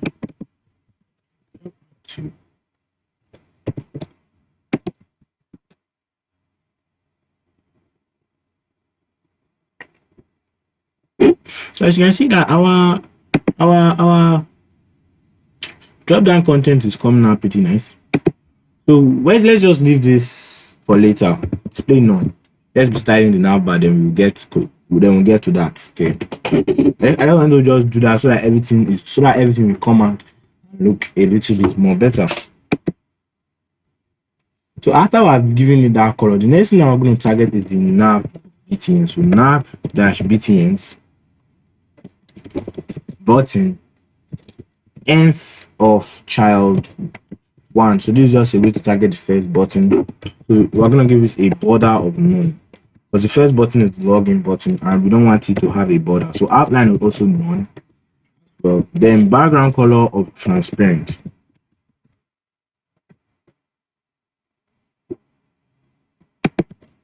Let's check our HTML, because this is where the nav btns are. Okay, nav btn. Supposed to be nav btns. So that's easy. We just targeted the nav. Just targeted nav btns and the button inside there, the first one. What we're going to do to the second one, nav btn button nth of child 2. What we're going to do for this one is that we're going to give it an outline of none, a border of none. And then what I'm going to do is I'm going to give it a padding of 10 pixels, 25 pixels. These are important where you're styling buttons.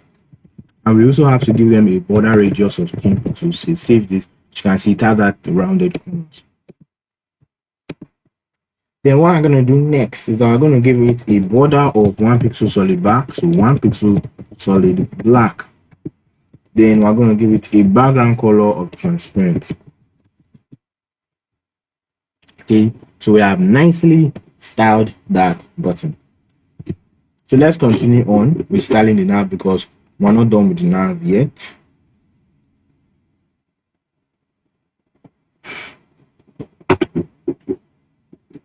So the next thing that we're going to do is that we want to give also most of all the is we want to give them a margin of 10 pixels. So a margin of 10 pixels. And we also want to give the a display of inline block too. Display of inline block.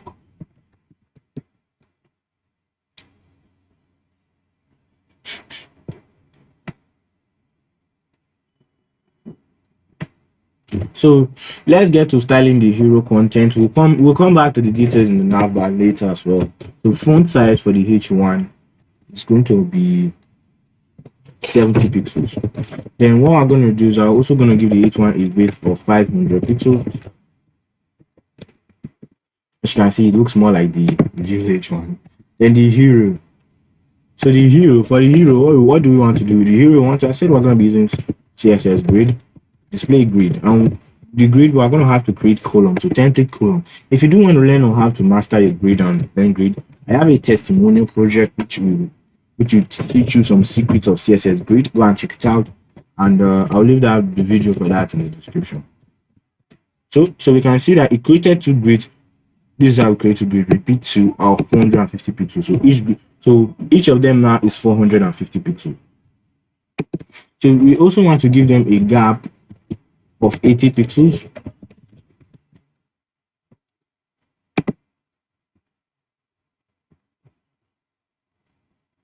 Let's continue. After I've given them a gap of, okay, that's a grid column, sorry, grid gap 80 pixels. Grid gap 80 pixels. Mistake. Then we want to give it a max width of 1200 pixels. Then we want to justify and alight. So we can also use justify content center and line item center, even though we are not using Flexbox here, but it also works with CSS grid. So what we have to do is that image is annoying. So to control that image and make the image responsible, we're going to have to give this guy a width of 100%. So I target the image is going to take up 100% of his container, and his container is taking 450 pixels. Okay, that's nice. Also, justify content center. Let's also give it some other align item center.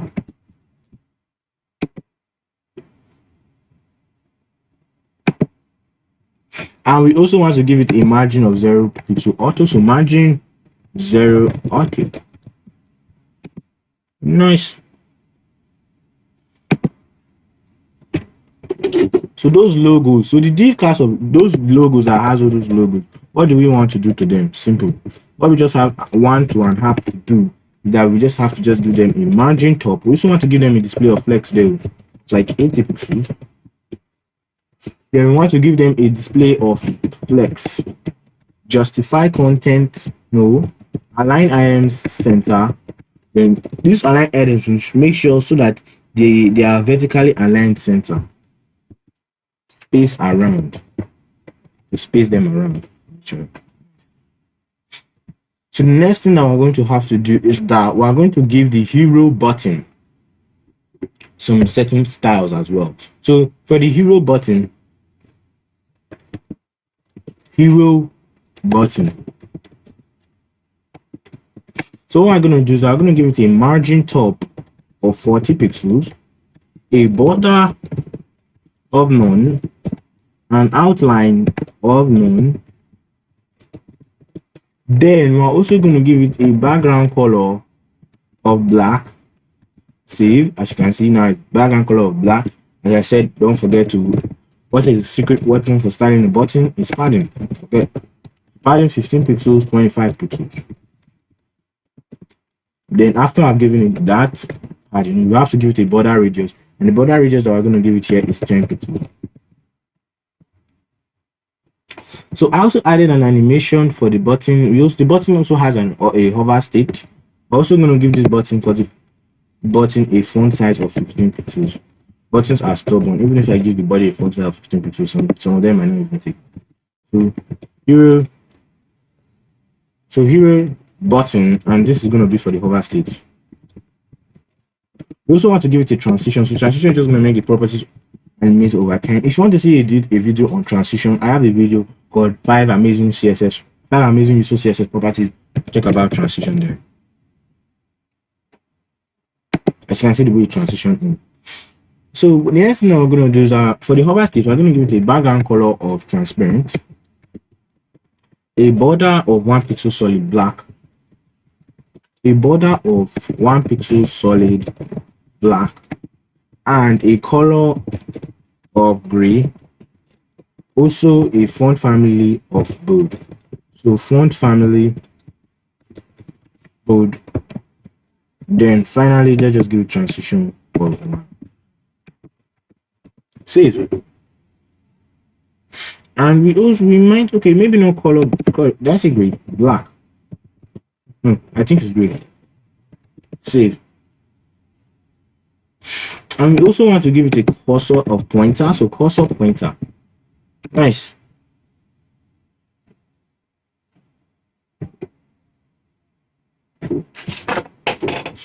So this hasn't been easy, right? So I know it's quite difficult. The challenge is not easy. So let's continue styling. We have pretty much styled almost everything. So for the desktop view, but when we get to the mobile view, there's a lot of tricky things that we have to do there. So let's continue styling the drop-down content as it is not perfect at the moment. So this nav, some strange things are happening here. We gave the nav UL a display of flex, right? And that nav UL holds a lot of things. We also gave the nav bar display of flex and justify. So let's just open the developer tools and see what is wrong. Can see the developer tools is a nice way to transfer through your distance. So I see the problem. The carriers and about are not inside the div of nav, and that is a huge problem, as for that is going to mess up our flexbox flow.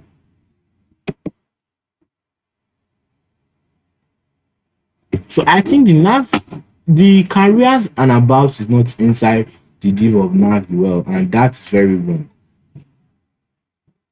Very wrong. So let's change this issue right now.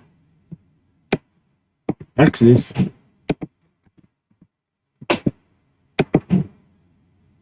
So that's nicely done. So that was dodge the bullet there. Let's remove this display inline block. I will make a video talking about display of inline block and what it does. So for now, let's just give this guy a display of inline. The difference between display of inline block, this is a very common question, is that display, when you give an anchor tag display of inline, it's inline, right? Well, it also affects the margin. So if you give it margin of 10 pixels, auto just affect side and bottom and not the rest. The margin is not affecting these two guys. That's what is making me go crazy right now. So let's check. Drop BTN. Okay, these guys are deal. Let's change them to A. Make our life easier.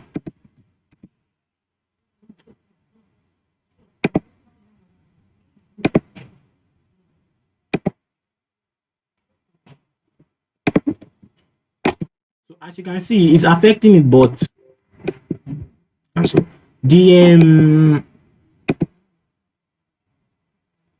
they are not uniform, as you can see here.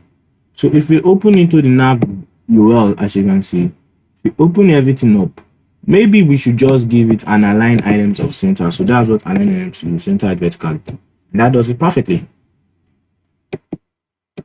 So just come here, give it an align item of center. So with this should be like concluding what we have done for the desktop view. Desktop view should be pretty much done. Okay, so now let's get into the tricky parts. Okay, the tricky parts, and also this drop down. So let's get that working. So let's get into the tricky parts. Okay, so what we are going to do now is that firstly, I'll start the drop down content here. We also want to start the drop down content. Let's not give the drop down content a display of none for now, because we want to see how it looks. Although by default it has a display of none. Let's just drag the drop down content and the drop down away from there, so that, because these are just going to be styles for the drop down content. As well as let's also remove the display of none, as you can see that there. Nicely done. So for the drop down content, we're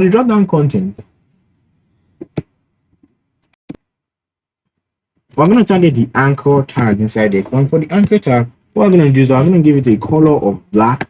And after we give it a color of black, we also want to give it a margin among themselves, because everything looks so stiff. Okay, sorry guys, no margin, pardon, my bad. After giving it that amount of padding, we've taken away the text decoration. Let's give it a display of flex.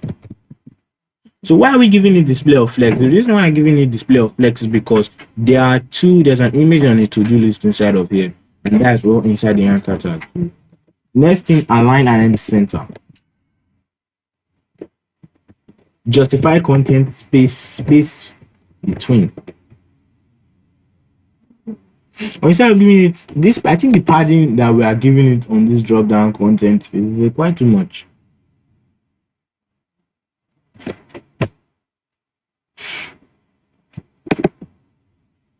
Can you see? Let's make it 10 pixels to 12 pixels. Yeah, so that's way less now. So we don't want to give it too much padding as well. So we don't want to give it too much padding. So what I'm going to do, drop down content image. Drop down content image. What I'm going to do to this image, I'm going to give it a margin right of 10 pixels, or rather 5 pixels. This image here, we're just giving it a margin right of 5 pixels to space it up a little bit. But you know what, 10 pixels. And for that, let's just remove the justify content space between. Nicely done. So you can see that they overlap on each other, but they will not be open at the same time. That's the trick behind it. Just add a little bit of a hover state here. What we're going to do is we're going to say drop down content A hover. So the A are the individual leaves, guys. So what we want to do to these guys is that we want to give it a background color, just like a darkened background color. Or to even make it even cooler, just give it an opacity property. Opacity 0.7. And we don't, okay, let's save it and see how this looks.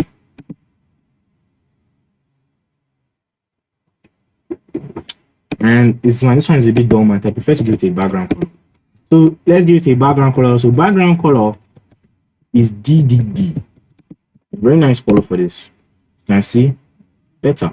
It helps the user to enable that. It tells you that you are currently hovering over the image. So here comes the way tricky part. The tricky part here is that how are we going to make this toggle on and off with only CSS? So we're going to say drop down hover. So be with me here.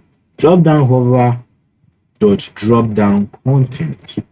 So when the drop down, the entire drop down is hovered, we are targeting the drop down content.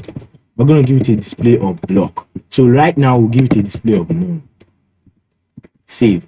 So when we hover, display block, as you can see.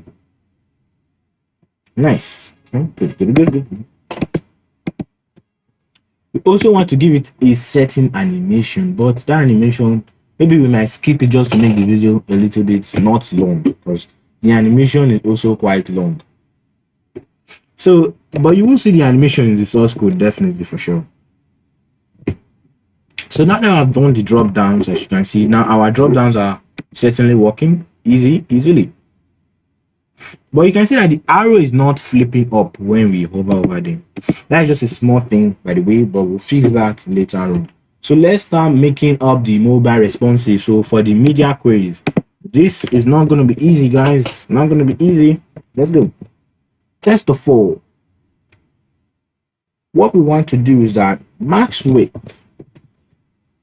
Well, why I advise people to write their max width and media query, because this is important for CSS specificity, is that the lowest ones are supposed to be at the top, right? So the highest ones are supposed to be at the top, then the lowest ones are supposed to be at the bottom, because the lowest one at the bottom, so that they can take effect when they get to that 900 pixels. So the big one, what I'm going to do, max width 1200 pixels. What we want to do, that you can see that when I told you that it's shrinked, what we just have to just simply do on the hero is that we have to just reduce the max width, make it 960 pixels. Then we also want to give it a grid template column. You know, each individual column was what was it again?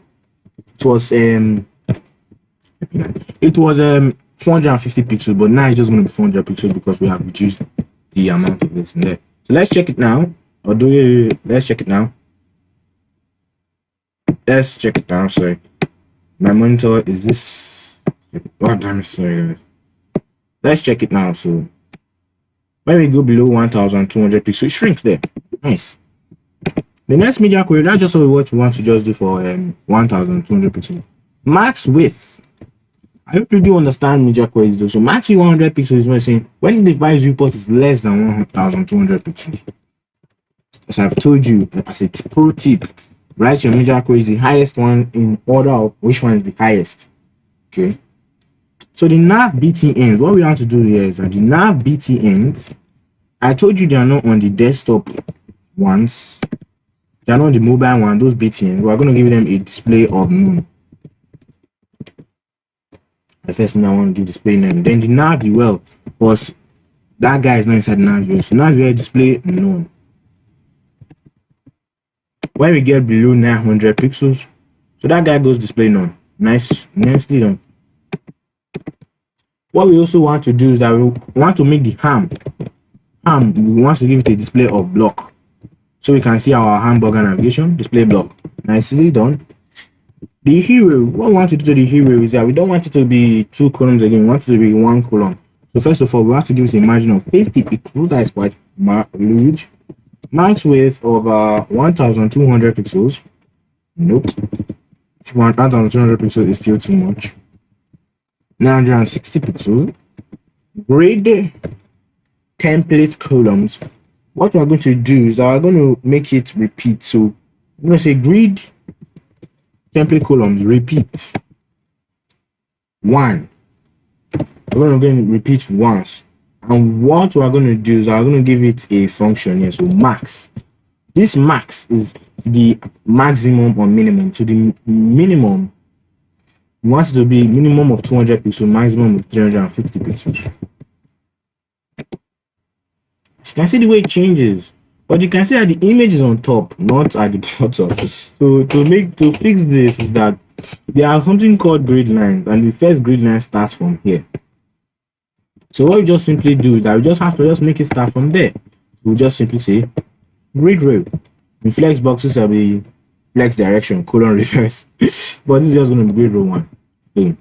So next thing I also want to do is I also want to change the image. So image dash container image. Remember there's another image which is the ham. Content URL. This is how we change the source of an image. Images / image mobile.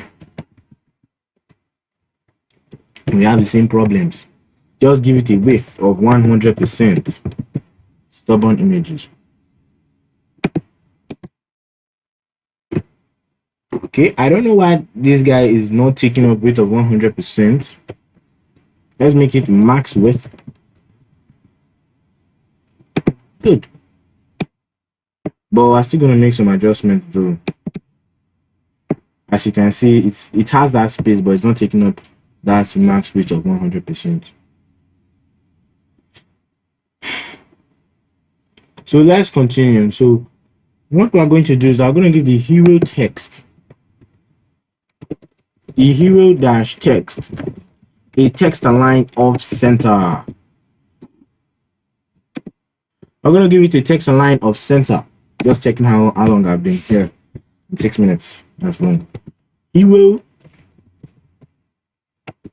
button. What we're going to do for the hero button, we want to take away the margin. Remember, unless this H1 is being stubborn, so we're going to reduce the size of the H1 as long as other many things. So let's continue. The logos, no, not the logos, the H1, right? The H1, we're going to give this a font size of 30 pixels, a margin of 0, because we don't want to, a width of 100%, then a text align of center. Save.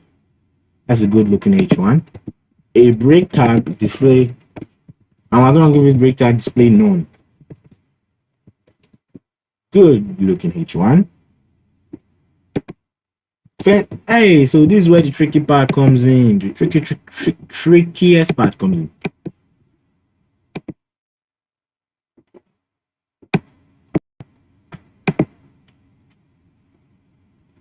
So as you can see, when we go to, I told you the frontend method specification is 375. It looks pretty good on 375. Let's just be using that to code along with 375. Good. So let's continue. Now let's go to the guy that we just forgot. Mobile dash. Now here at this point, we don't want it to be hidden. We want it to be display of flex.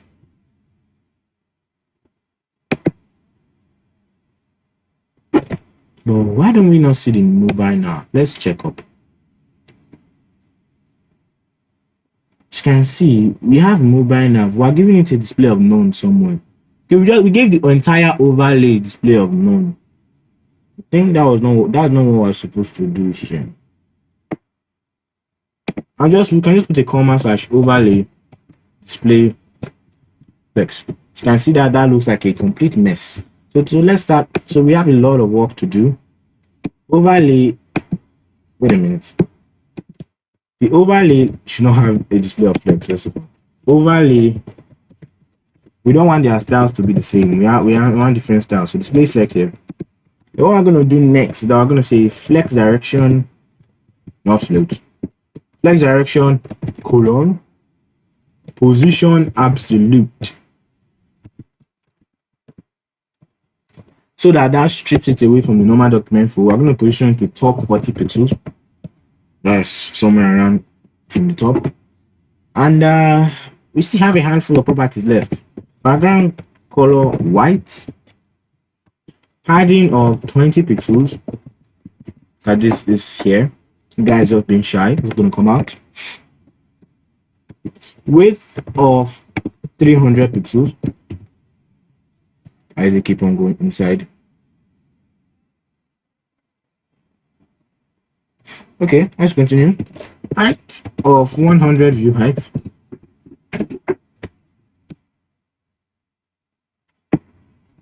And then this is why I always emphasize my alignment center.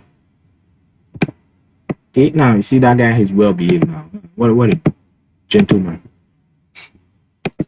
Okay.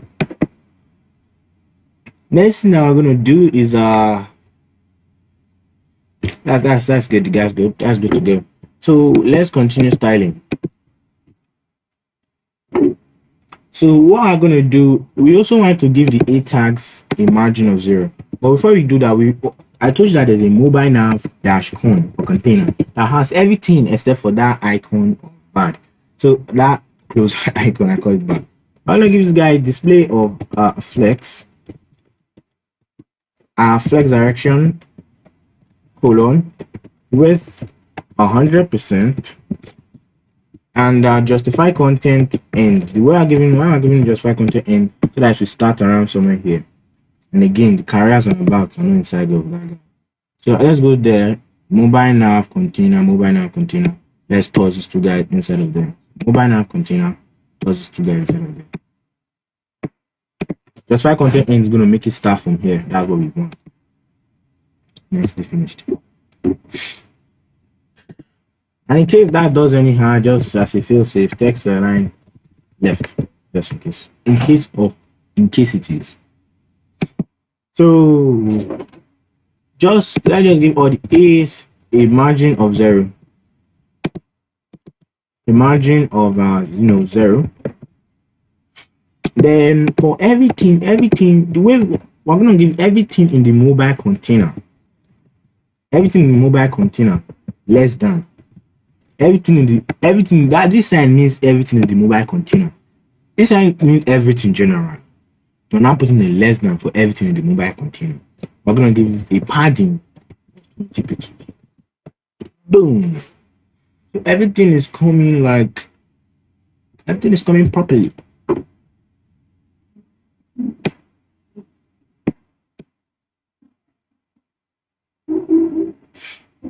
It's kind of conflicting with the hero section in a way.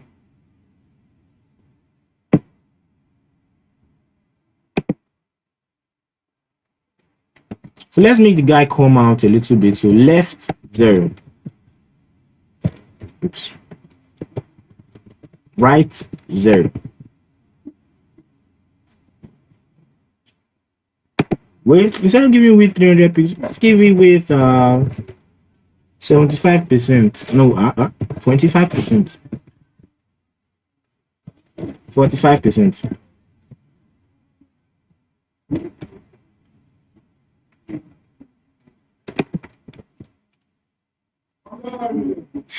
And so one last thing, and there's this guy. Let's look at the design again so that we just know what we're building towards here. You can see that this guy is somewhere around here. Well, I'm gonna give everything in the mobile now text align right. Text align right. Dash. Wait. No text align right. You want to target the image. So the mobile now image. Text align right. Text align right. For some reason, centered. Align items. Flex end.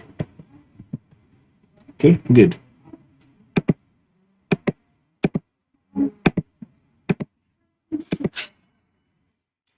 Okay, so now that we're almost done with that guy, we want to be able to toggle it. Wait, there's one last small detail that we haven't finished. This guy should take up all the width. So let's come to the developer tree and let's see what's being fishy here. Let's fish out the fishiness. So in the overlay, we also want the height to be 100%, height to be 100 view height. So the reason why it's not taking up everything is that we're not giving the overlay 100 view height.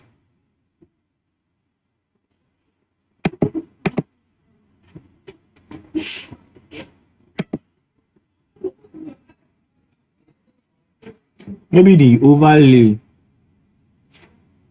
can okay.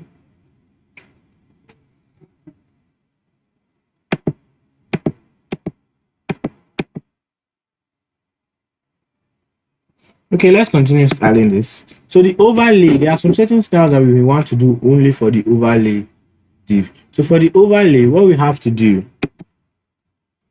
is I'm going to give this overlay, save this, refresh, overlay. Remember, it's the overlay that we're going to position that is going to have that dark background color. Because that dark background color is what then we're going to use to, as in, have that dark effect. So the overlay should have a width of 100%, a height of 100 view height. Okay, this is where things get a little bit more messy. And to do this, let's just give it a background color of transparent.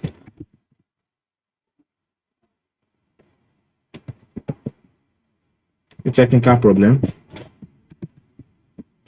But no worries, we'll come back to this mobile navigation in a second, because mobile navigation is, as I've said, is tricky.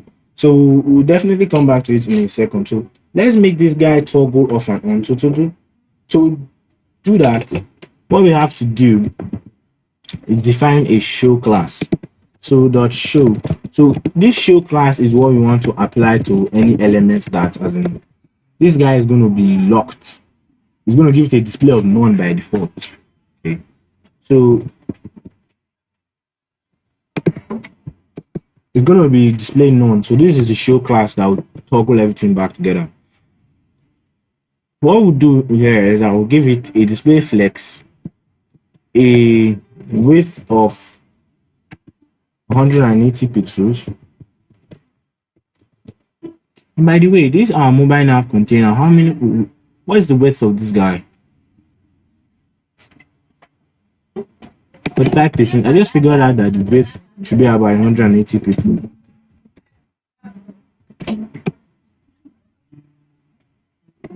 I know it does not go all the way down, but don't worry, we'll fix that. We also want to define a lock class, and this lock class will allow us not able to scroll down or to the body.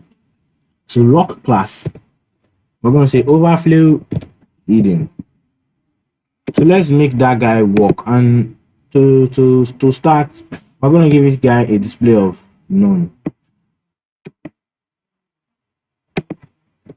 Display none.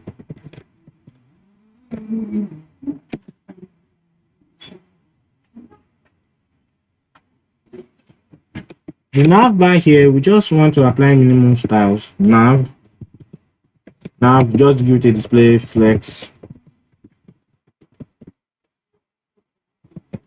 Justify content space between now. Why is it not space in between?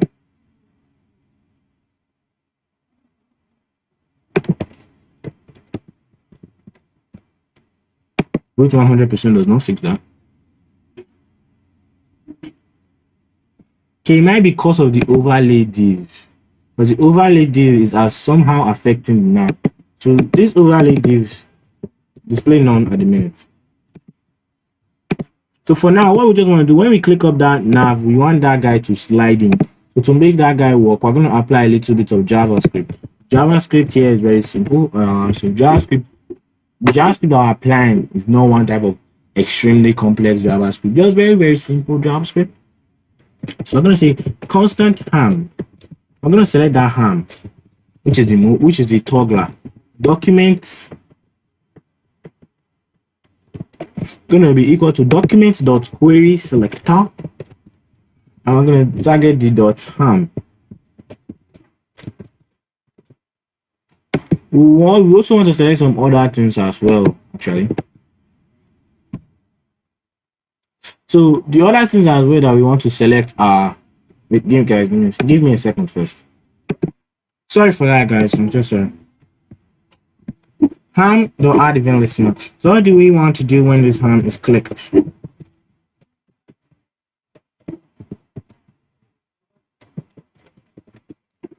What we do want to say is that what this ham is clicked, we want to say mobile nav. We want to select the mobile nav document or query selector mobile dash nav dot mobile nav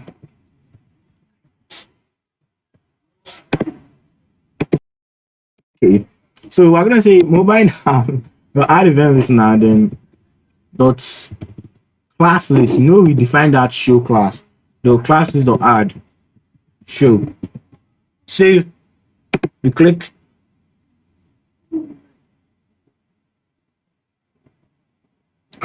We click. Well, probably having one type of weird error here. Let's just type ham. Okay, so we're selecting it correctly. Then if it's not that, what it means is that we're not selecting our mobile nav correctly. Copy. Or to be absolutely sure, let's check the mobile nav. So mobile nav inside the overlay, mobile nav, it has that class of show. It has that class, but the overlay has that class of show. If we come to our style.css right now, we can see that we're giving the mobile nav a display of none. What we just want to do in the show. We'll save this. Let's try this again.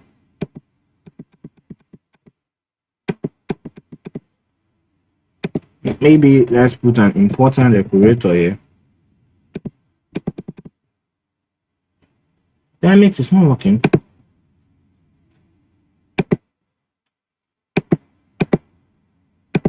I think it's because of the fact that we also have to still make the overlay present as well, because we can't, as you can see, it's already working. We don't have to give it important. Important is badged up, but you're not supposed to use important anyhow. Because important, you only use important when you're doing CSS library. It's not bad code.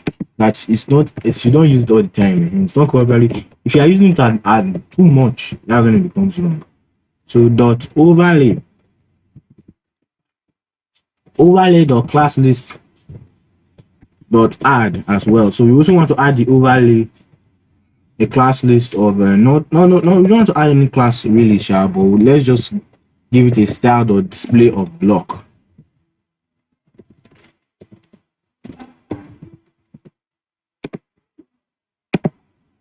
Okay, cool. But the next thing we're gonna have to do is that this, when you click on this bad, we want it to go away. Not bad actually, our close menu. That's what we just call when I was. Okay, so what is that? What element is that? So if we go up to our mobile now, that is instead of alt close menu, ID close menu. So let's save that. So let's select that, and let's just give this a something to just tie it all together. Copy that. Now that we have the ID, what we can just do by saying select it, document.query selector. I love using query selector. Put the hash because it's an ID. If we were using getElement.id, we wouldn't have to do that. Then add an event list now. So when this guy is clicked, what do we want to do? Well, simply what we just want to do is that we just want to just reverse everything that we just did here. We just want to just reverse the style. And one also thing that I also want to tell you guys is that we also want to give the body a class list of lock, so that the body does not. How do I put this? So the body does not scroll anymore.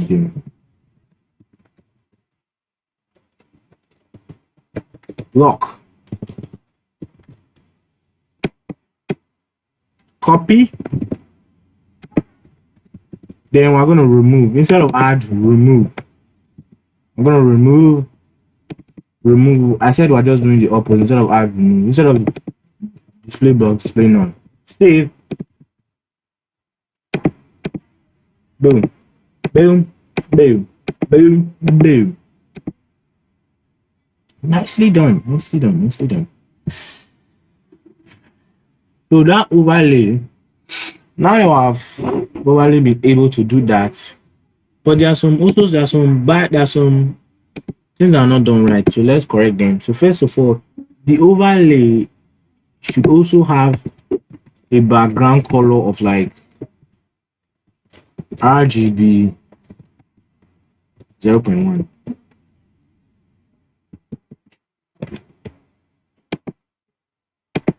You know what I think we should just do is that we should just move the mobile nav out of the nav bar, because there it will be much easier for us to do what we want to do. Let's just move it out of the nav bar because it doesn't have to be in the nav bar.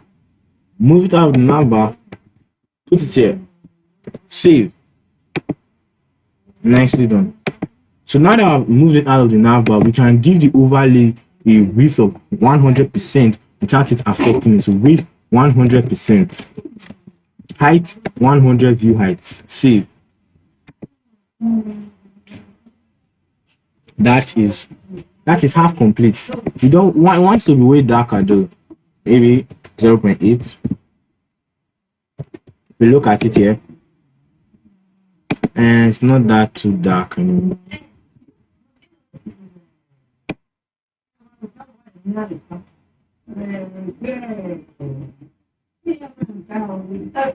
It's positioned absolutely on top of the blade. Position absolute. So that absolutely position allows it to rest on top of the body. Weight, height 100%, width 100%. Let's see what we have to do again. Let's darken the color. Darken it a little bit. You can see there's also something that is making it not able to, was not able to take up the full height, and this is annoying, maybe due to some padding or margin issues. So let's go to the overlay.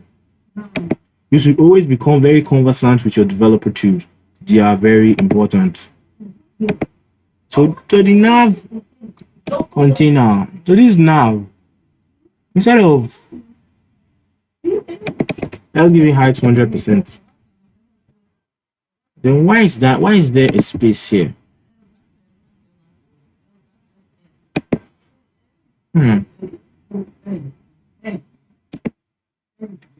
Okay, we're giving it top 0. Top 40 pixels now. Let's give it top 0.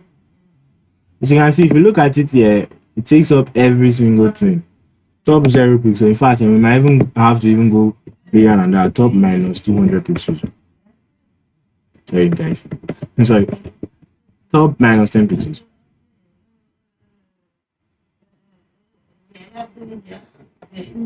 And as well for this overlay as well, it should still start from top 0 so that so that's also what we want. You can see it's very identical. And one thing that it doesn't have to take up all the width, it just has to just be like this. Then we'll lock it so that the person cannot scroll again. So I thought we divide a class of lock. So let me just control F that. I'm going to say lock.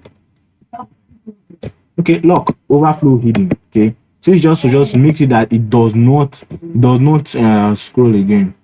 So let's just, instead of using document or body, let's use it normally. Document or query selector. I really thought that would work. Body.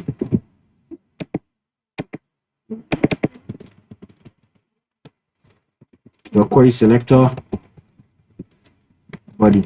So we're just adding that lock class. Open it now. We're not supposed to be able to scroll. Let's inspect whether the body it has a class. Okay, we're adding dot lock. We're not supposed to add dot lock.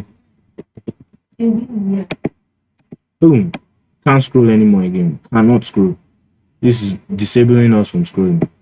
This margin there is due to the body margin. So the body by default is not supposed to have any margin. So body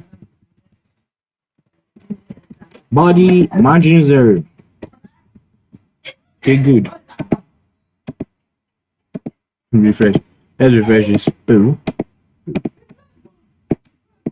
Why does everything go white?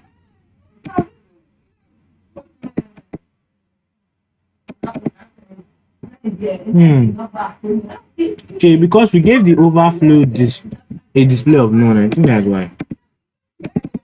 Everything just goes white.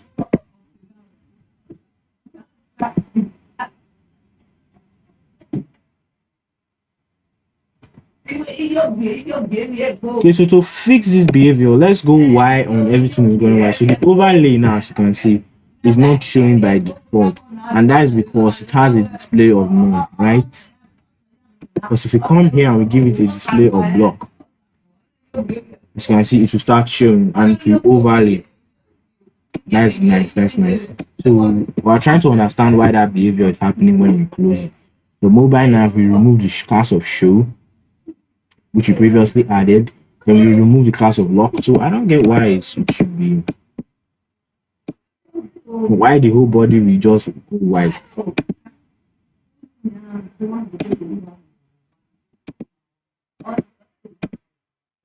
It's like as if it removed the body out of the element. Okay, you say dot remove. Okay, remove. It removes a method that removes stuff out of the DOM. What will be dot class list dot remove. Sorry. So we type this. Boom. So that is it for this tutorial, guys. This thing was a bit hard. It was very hard. It was not easy. But let's do a quick test on it and make sure that everything is good. Our design is nice. It's okay, very nice. But these knobs though, they are flush stopped, so we'll just fix that. But apart from that, you can see our knob is nice. We can come here, we can go out, we can go remove. We can so this is beautiful. Everything is nicely done. So just that knob, let's just give that knob a padding. So the knob on only on mobile, just one. So now padding, because it's flushed up 20 pixels. Nicely done. So we have destroyed this challenge. You can submit it to frontend method. I've already submitted mine. Thank you guys for watching. This challenge was long. Please subscribe, like. We learned a lot of things in this video, so please subscribe, like, and catch you in the next one, guys.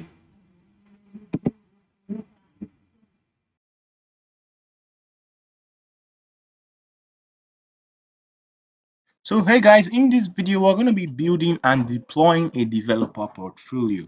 So this is a live URL. You can test it out in the link in the description. So in this portfolio project, it is also responsive as well, and it is filled with animations. So for starters, you can see that this image is floating, which is a bit tricky to do. When we hover everything, there's one kind of hovering animation to everything, even the buttons. So, and it as is very responsive as well. So when we go, you can see everything is shrinking.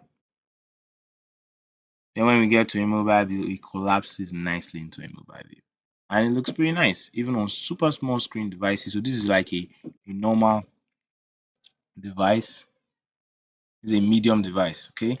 So you can see our portfolio here, which is looking pretty nice. So this is what we're going to be building in this tutorial. Please make sure to subscribe and like. We do a lot of HTML, CSS, and JavaScript projects on the channel. Okay, so without any further ado, let's quickly get into it. So this image, you can use any image you want, any image of a person, but I'm going to personally leave this image in the description down below in case you just want to just follow along. I don't want to get maybe lost or something.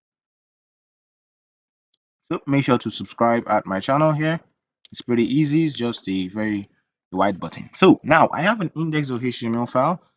Don't worry about this stuff on the top here. It's not necessary. We can delete it if we want. I have a title tag and I have a link to a CSS file which is here and empty. I just have this font. This is from Google Fonts. It's not really this is really easy to import a font from Google Fonts. You could just go to Google Font and Google Quick Sans and we're gonna apply it. We're still gonna do that in the video, so even if this is confusing, you just stick around to the end of the video. So now let's get started building. So what I'm gonna do is we're gonna open up live server. So let's start with the easiest part in the HTML, the nav bar. So we're gonna have a nav, and inside the nav we're gonna have an A of brand, which this could be your name.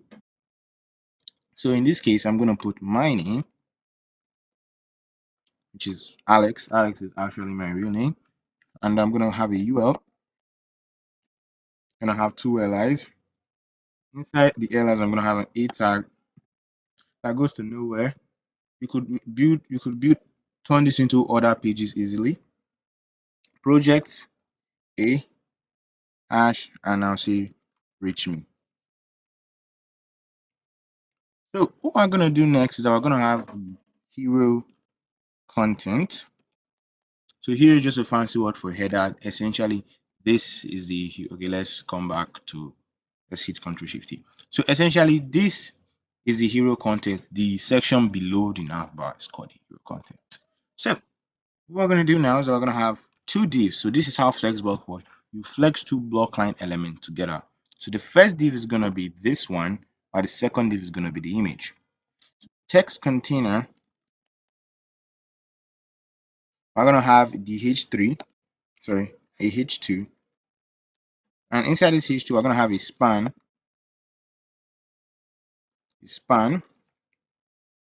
of hi. Then we're going to say my name is Alex.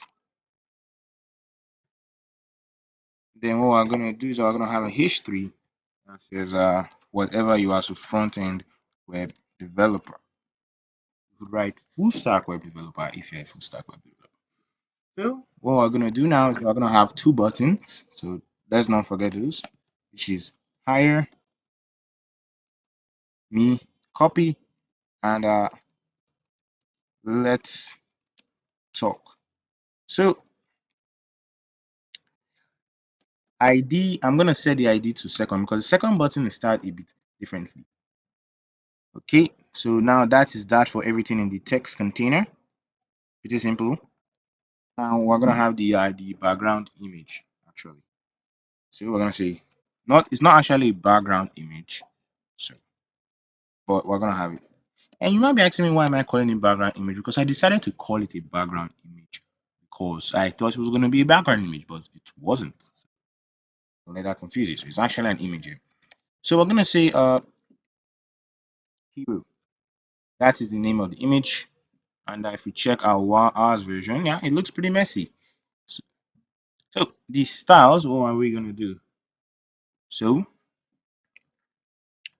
we're gonna start styling it. Okay, so we're gonna put this side by side so we can see what we're styling and we can explain every single line of code easily. So first of all, what we're gonna do is we're gonna cancel out the margin on everything, margin 0, and I'm gonna say box sizing border box. So the reason why I say box sizing border box is because when you give a margin 0, there can be some very weird things that you don't want to happen. So we're gonna give the body a font family of quick okay, yes, quick sans, and we're gonna say sans serif. So okay, now it doesn't really have that font yet, or maybe I'm not connected to the okay, I think it's quicksand. So quicksand, nice. So the navbar, let's start designing the navbar. We're gonna give the navbar a display of flex. We're also gonna give the UL a display of flex. Okay, so that flex is the UL. We want to remove everything, so list style type none. We want to target the A tag.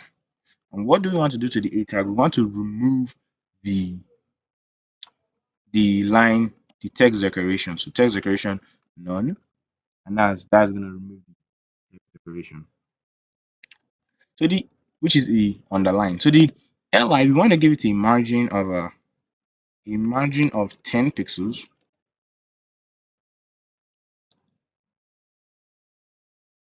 Okay, and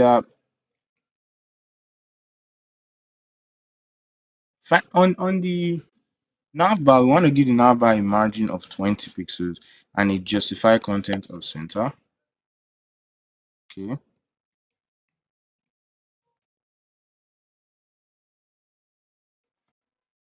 So the LIs actually should have a margin left of 20 pixels. Sorry. Okay, now that's looking good. I'll just have to just attach some hover say so a colon hover, we're gonna say a colon hover, we're gonna give it a color of crimson. We want to say translate, transform, translate. We're gonna translate it on the y-axis minus 10 pixels, then we're gonna give this transition all 2 seconds. So see when we do it should move up. Let's also attach this to the li just in case. Save. Now it does move up. So this section is pretty much done. Now let's get into the hero content. So the hero content, which has the text and the image, we're gonna give this a display of flex.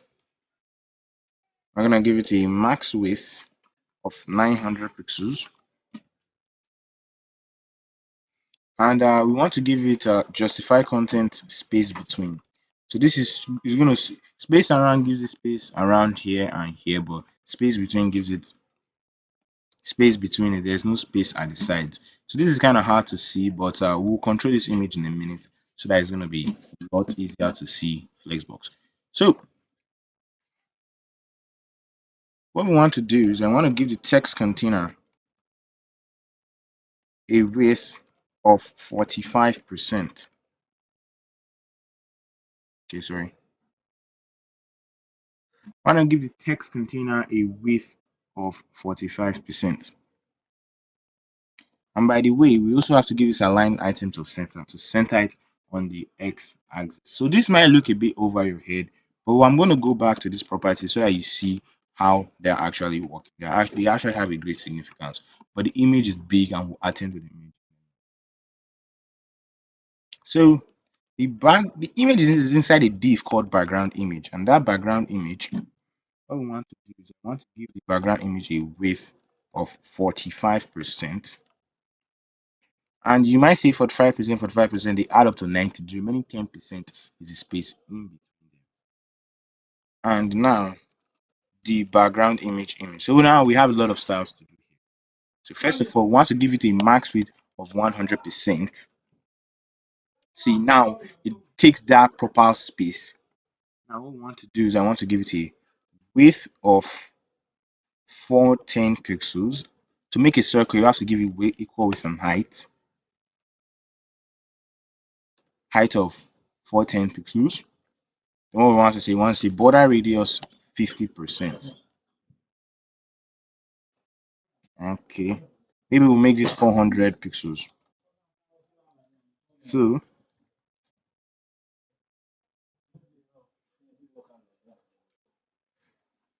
it is looking nicely. Let's check this is looking nicely, but the image is still stretched, and a way to fix that is by saying object fit cover.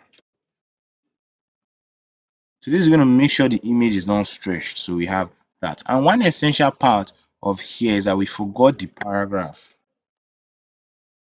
This is actually ChatGPT generated, but it's going to be in the final files. So this is ChatGPT generated. Save. So let's remove some parts and shorten it a little bit.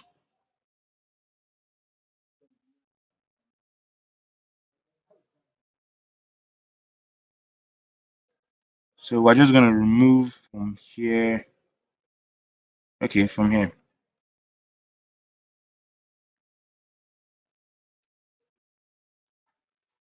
So and again, this text is gonna be in the description. So if we check it, now this is looking good.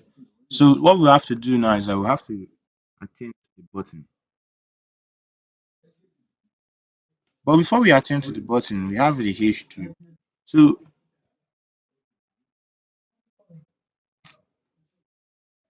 so what we want to do is I want to target the H2. So for the H2, we want to give the H2 a font size of 20 pixels. Actually, sorry, this should be 2 rems. Sorry, 2 rems. Now that's going to make the H2 a lot bigger. And the H2 needs to have some space. So what we're going to do is we're going to give it some space at the bottom of margin bottom 20. And for the H3, I want to give it a margin bottom of 20 pixels as well. Now the buttons here, they're going to have their own margin top. So margin top 20 pixels. So there's 20 pixel space here, 20 pixel space here, 20 pixel space. So this just divides the different sections. So the button again. So the button has a lot of styles on it.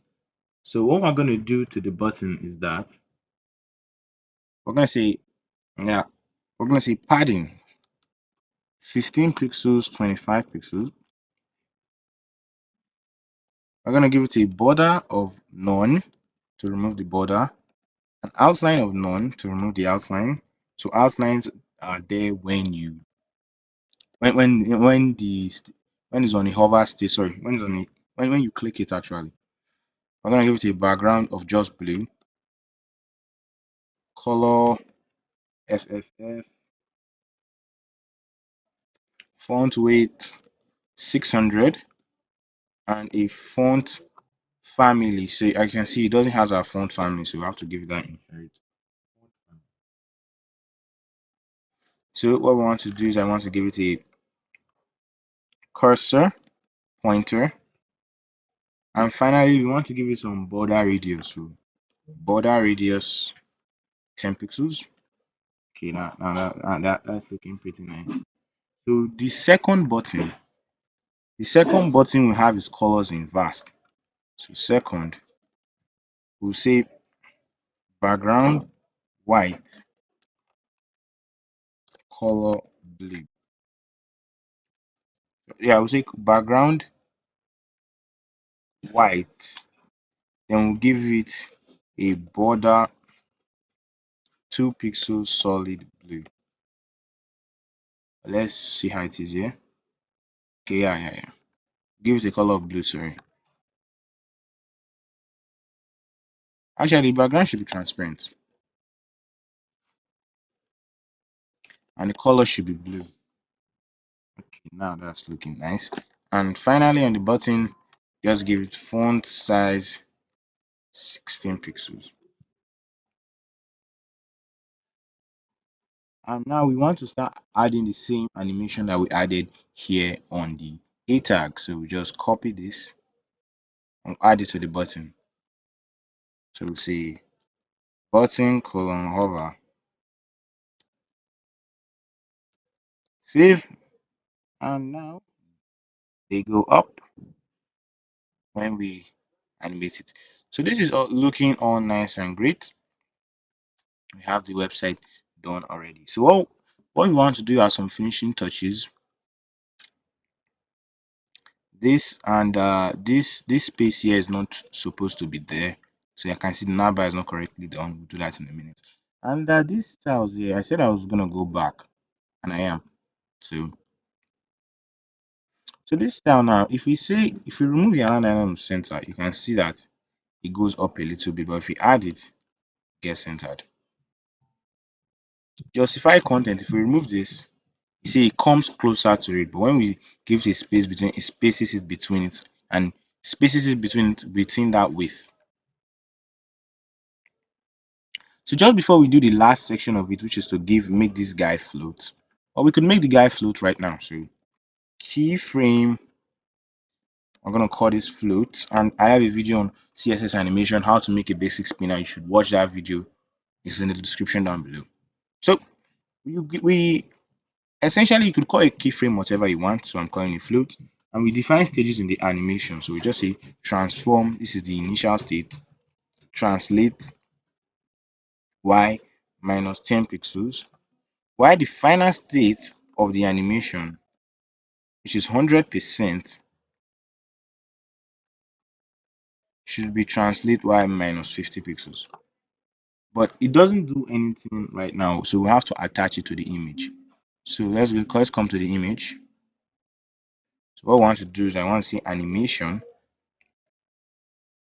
So you see the name is going to be float.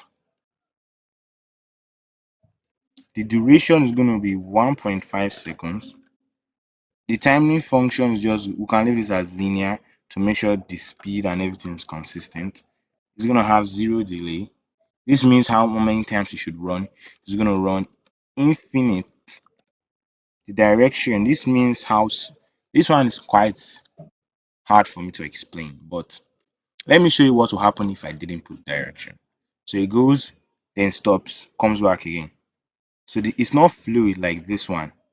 It's just hovering, coming down, hovering, coming down. So when it hovers, it's not smooth. It doesn't come.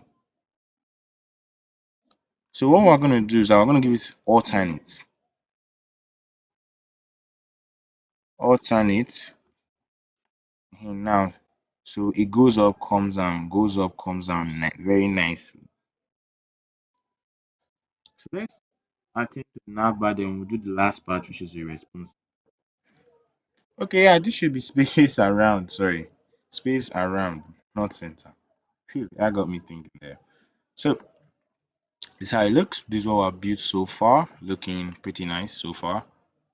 Um, so now let's come here. So to do the last part, which is the responsive. So we'll say media. So then we're gonna say max width. So this is just essentially gonna say when we are less than this certain amount of pixels on the device, I want this code to run. What code do we want to run? Well, first things first, our hero content and our flexing, we want to change the layout. So hero content, we want to say flex direction colon reverse. So colon reverse is going to swap it. So if we come here, what I mean by swapping, normally the text is will come first, but colon reverse will swap it. This image that looks like an egg, we'll fix this in a moment. So we're going to say background image, or rather we could just say image, since it's the only image on the page. We could just say width 300 pixels, height 300 pixels, and we want to give it the background image width of 80%. So save that, and it doesn't look like an egg. So the paragraph tag, I want to say text container, I want to say width 80%. So nice. So we are done with this nice portfolio project. Thanks for watching to the end. Make sure to subscribe. The starter final files are in the description down below. And I'll see you in the very next